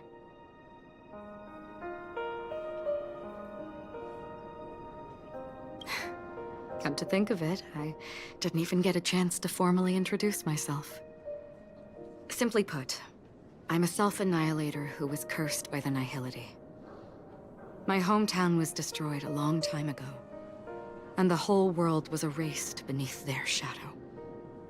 In order to fight against the cruel end of self-destruction, I went on a journey, in search of a way to sever the chains of the Nihility. After a long and grueling search, I am convinced that my destination lies within the depths of the dark web, where reality and the Nihility are separate. In there lurks a secret called Device 9.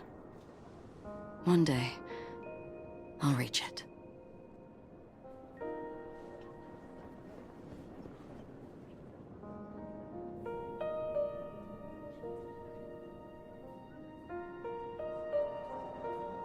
The ocean of stars is vast, and given our destinations, I'm afraid our paths may not cross again.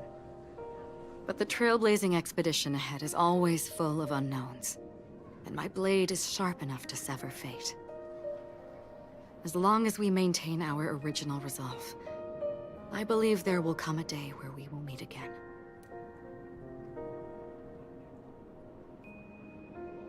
Ah. In that case, I must apologize for my rudeness. Do you remember when we first met? I once said you reminded me of an acquaintance. Because of the Self-Annihilator's curse, my memories are stripped away, blurring my past. And after our journey together, what I originally thought were familiar feelings were merely illusions. I believe this was truly our first meeting.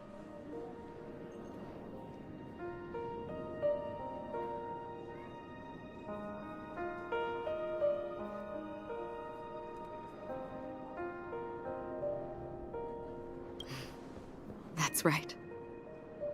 What matters more is not who I am, but what we have done together. This story will forever be etched in my heart.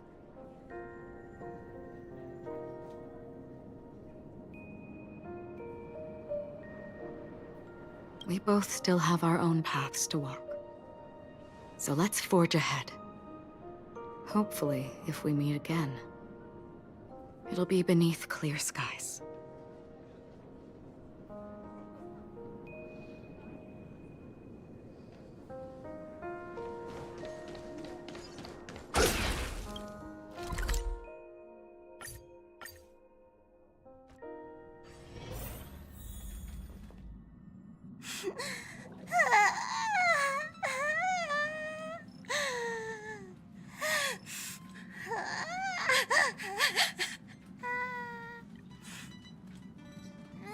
There.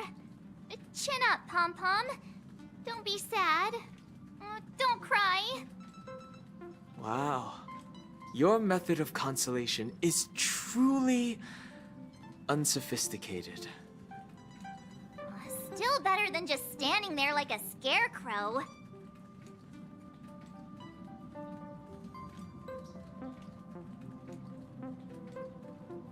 Oh, hey, you're finally back.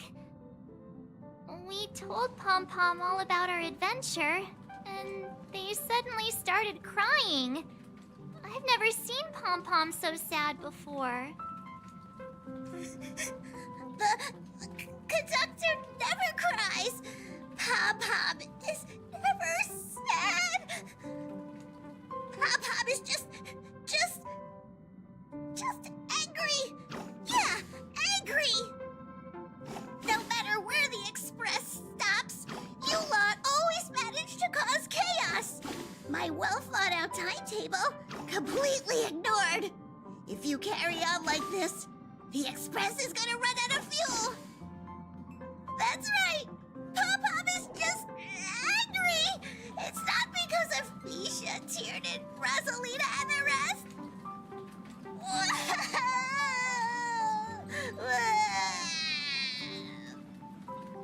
It's okay. Oh, Pom-Pom, just let it all out. Everyone, could you all take a break in the next car? Don't worry. I'll stay here with Pom-Pom. But... Let's go, March.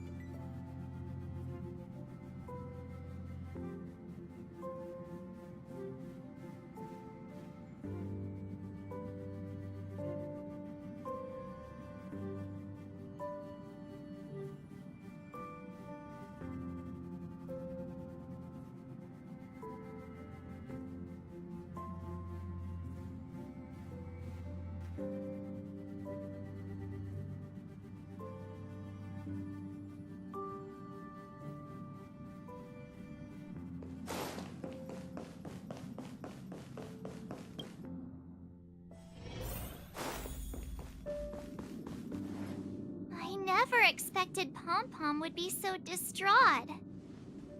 Those three nameless must have meant a lot to Pom-Pom. No one knows exactly when Pom-Pom boarded the Express, but one can surmise that their journey has been filled with many hellos and goodbyes. Probably more than we can imagine. The fact that they're crying so hard is probably a good sign. It proves that Pom-Pom's emotions haven't become dulled by the grind of time.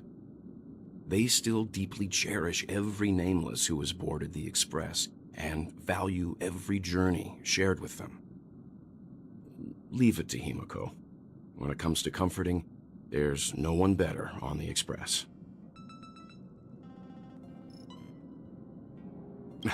Well, they were a little emotional at the time, but I'm afraid that's not out of the question.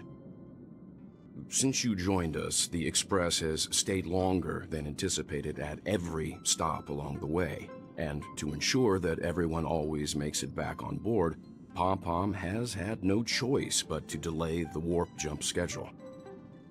I see. No wonder I can hear Pom-Pom pacing anxiously up and down the corridor.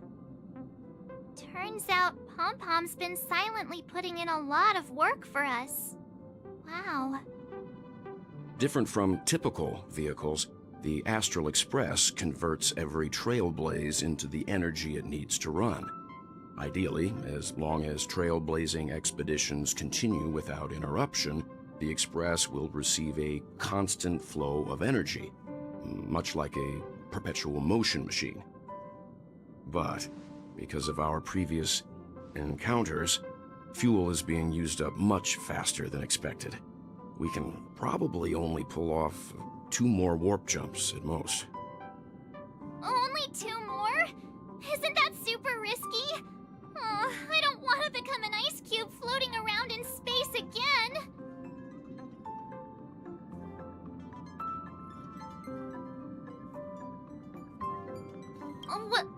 When you put it like that, it doesn't actually sound too bad.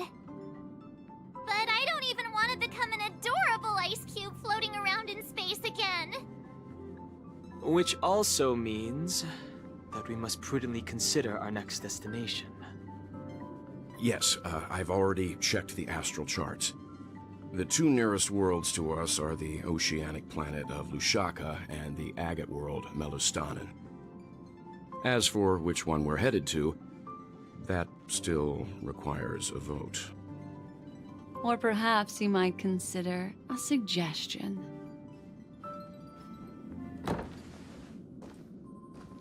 Everyone, we meet again. It's you! Why were you just in my room? It's a very cute room, Miss March. Just like you.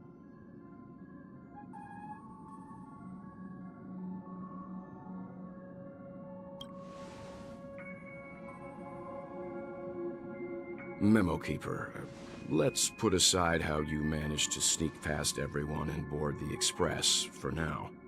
You mentioned a suggestion. I accidentally overheard how the Express obtains fuel. I just wanted to chat with everyone to see if we could work together. But now, it appears my suggestion could be the very lifeline that saves everyone. Please speak candidly. Depending on what you say, we could very well ask you to disembark. Ah, the Permanence's descendant. What a charming little dragon, especially with those mired memories of yours. But I digress. If the Astral Express is in urgent need of a special trailblazing expedition to recharge its engine, have you all considered this? Perhaps your destination could be a world that even the renowned Akivili never reached. Should you be able to lay down a new stretch of silver rail, the Express may never have to worry about energy ever again. Trailblazing to a world that even Akivili has never been to? Is that possible? Continue, Memo Keeper. This destination of which you speak, what sort of world is it? A world that many across the universe don't even know exists. A world hidden away from outside observation. Its presence only revealed by the light from the mirror of the Garden of Recollection. A world fettered by 3 paths, its destiny hanging in the balance. The Eternal Land, Amphorius.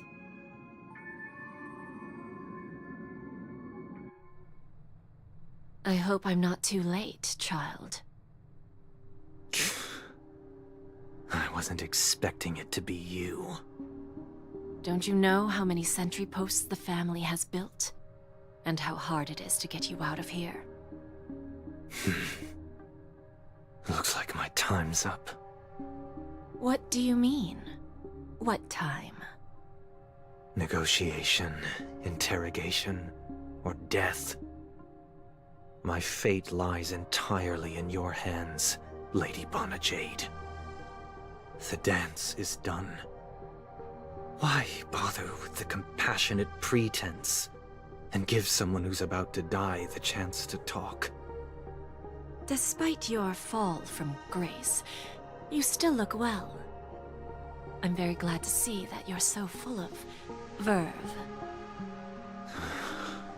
Do not insult my pride with half-veiled sarcasm. Have you specially come to see me just to sate your vile vanity. Oh, of course not. I merely came to fulfill your younger sister's wishes. To offer you a generous trade. That is, if you're willing to accept. Robin? To build a true haven where everyone can attain peace. That's the oath between you siblings, isn't it? If I told you there was still a chance to realize this vow, would you be willing to talk to me then?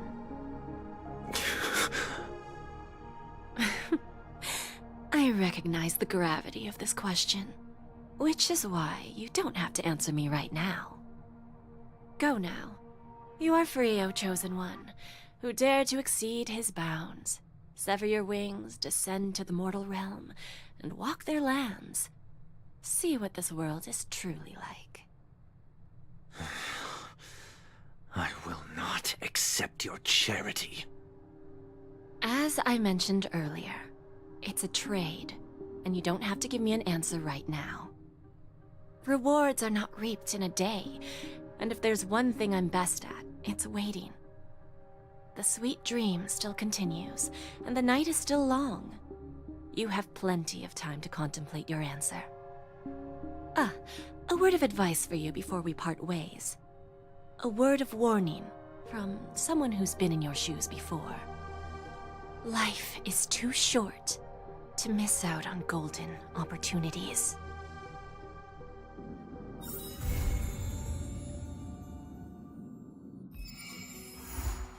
Wrapped in biting wind, hearts will never bleed, frozen and banished out of greed. In their restless dreams, they try so hard to breathe. Pulses flutter and sting within this bleakness.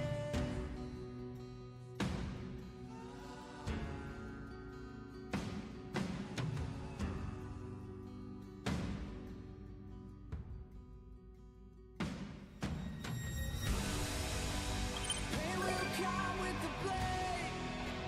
Pain will wake up the despondent crowd in this dormant world somehow. Unsheath the sword not to kill. Unsheath the sword to rend those clouds above the ground. Wake up, it's time to gather now. The only warmth remains in hands clasped so tight. The only fire exists in brave hearts.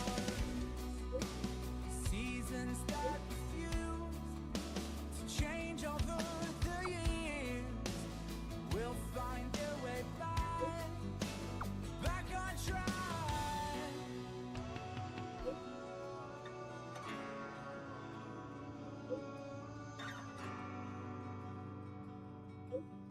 We made a choice, go fight against your fate.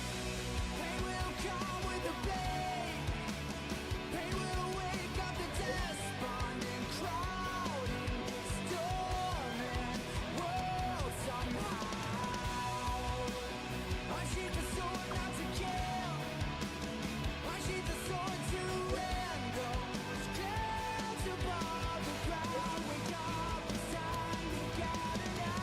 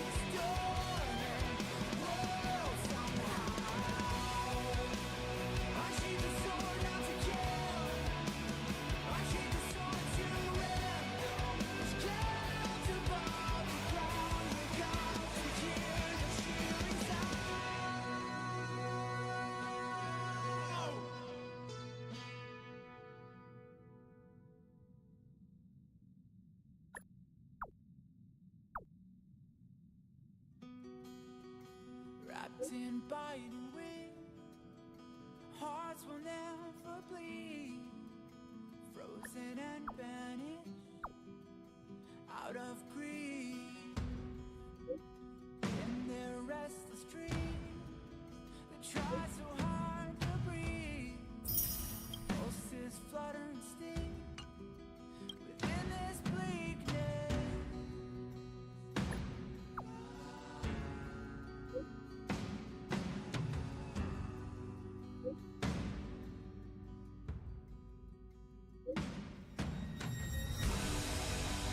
Pain will come with the blade. Pain will wake up the despondent crowd in this dormant world somehow. Unsheath the sword not to kill. Unsheath the sword to rend those clouds above the ground. Wake up, it's time to gather now. The only warmth remains in hands clasped so tight. The only fire exists in brave hearts. Seasons that refuse to change over the years will find their way back on track.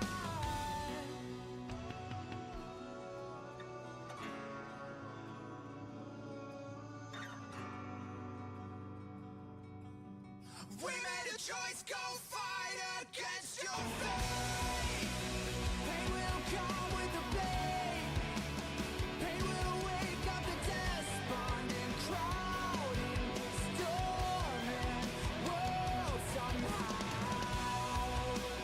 Unsheath the sword not to kill. Unsheath the sword to rend those clouds above the ground. Wake up, it's time to gather now.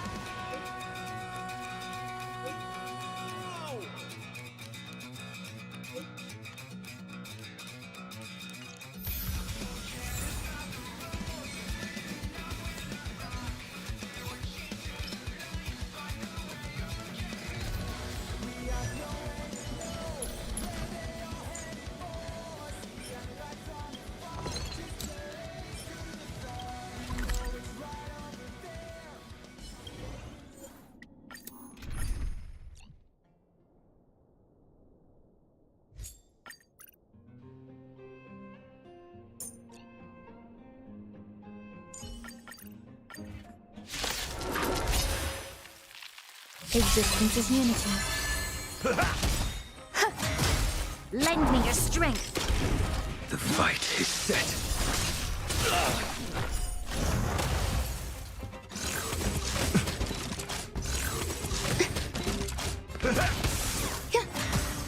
Lend me your strength. To guard and defend. Crush them. Your confidence. Eternal. All will be swept away by the wind. Lend me your strength.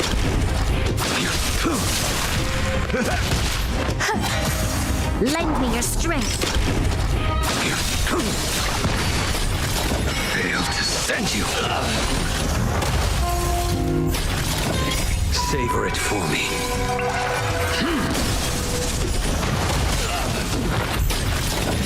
My friends?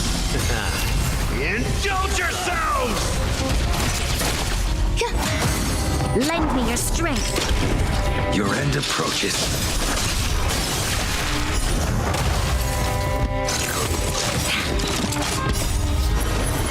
To guard and defend. Crush them. Existence is unity. Lend me your strength.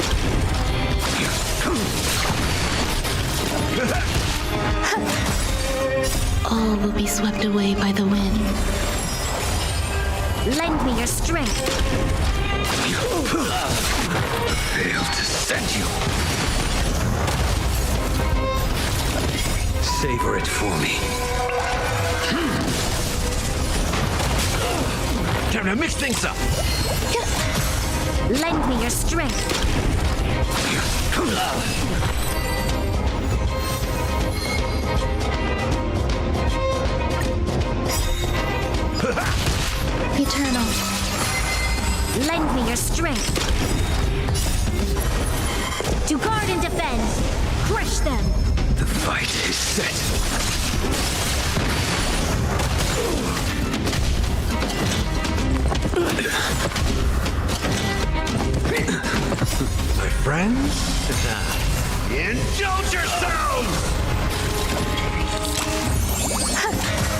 Lend me your strength. Failed to send you. Savor it for me. It ain't over. Lend me your strength.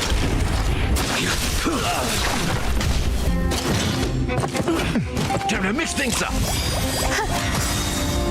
All will be swept away by the wind. Lend me your strength. Existence is unity. To guard and defend. Crush them. Your end approaches. Failed to send you. Savor it for me. My friends, indulge yourselves! Lend me your strength.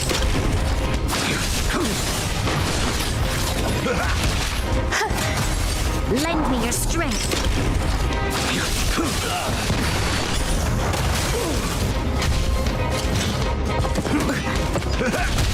Eternal. All will be swept away by the wind. Lend me your strength. To guard and defend. Crush them.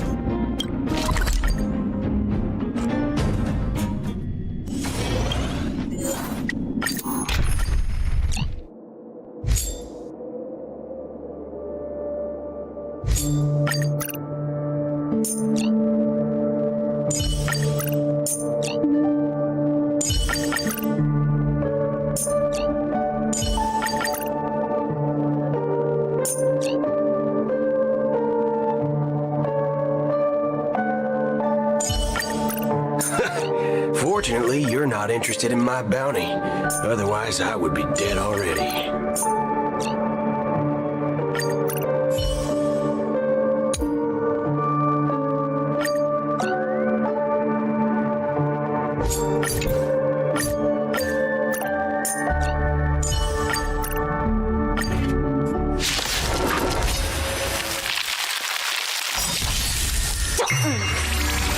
Destined for oblivion. Time for a buzz. This is double speed. I weep for the departed. It too shall fall.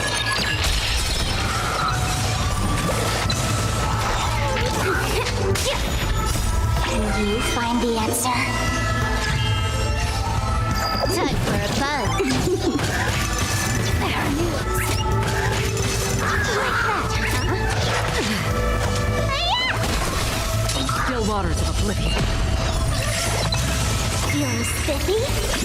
Time for a buzz. Destined for oblivion.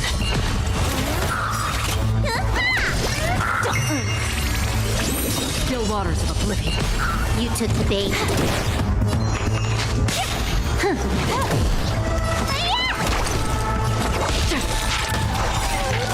I weep for the departed. It too shall fall. Can you find the answer? Destined for oblivion. Time for a buzz. This is double speed.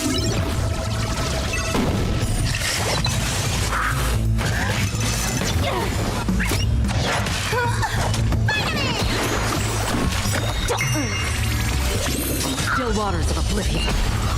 I weep for the departed. It too shall fall. Feeling spiffy? Time for a buzz. Again? What's in your prescription?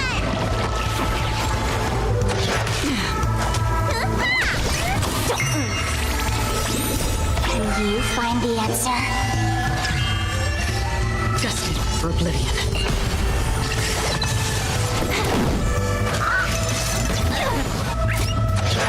You bully! Hiya!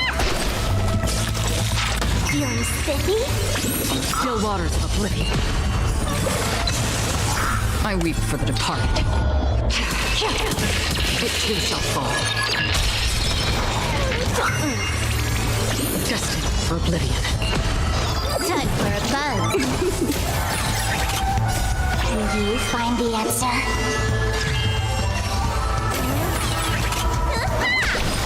Feeling spiffy? Still waters of oblivion. Time for a buzz. Destined for oblivion.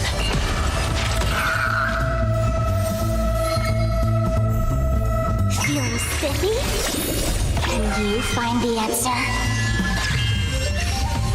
Still waters of oblivion. Time for a buzz. This is double speed. I weep for the departed. It too shall fall.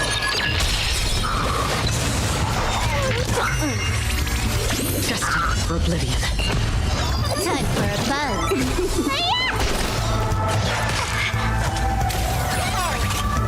Can you find the answer? Still waters of oblivion. Time for a buzz. Destined for oblivion. I weep for the departed. It too shall fall. Feeling spiffy? Can you find the answer? Still waters of oblivion. Time for a buzz. This is double speed.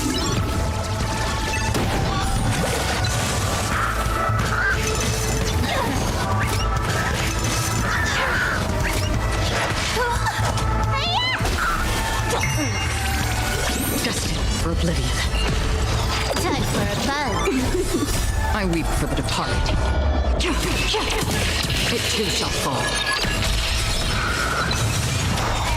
Feeling spiffy?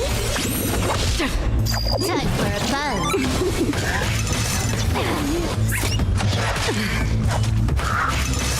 Like that, huh?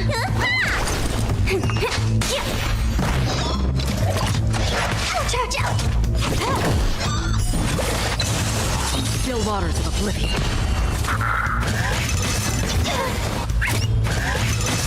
Like that, huh?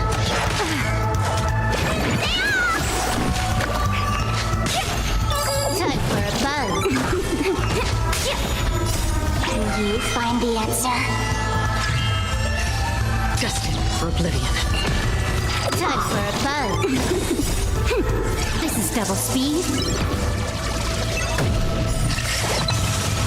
I weep for the departed.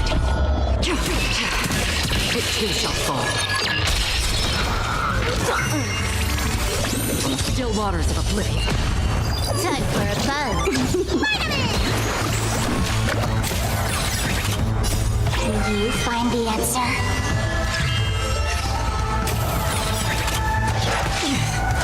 Feeling spiffy? Destined for oblivion. I weep for the departed. It too shall fall.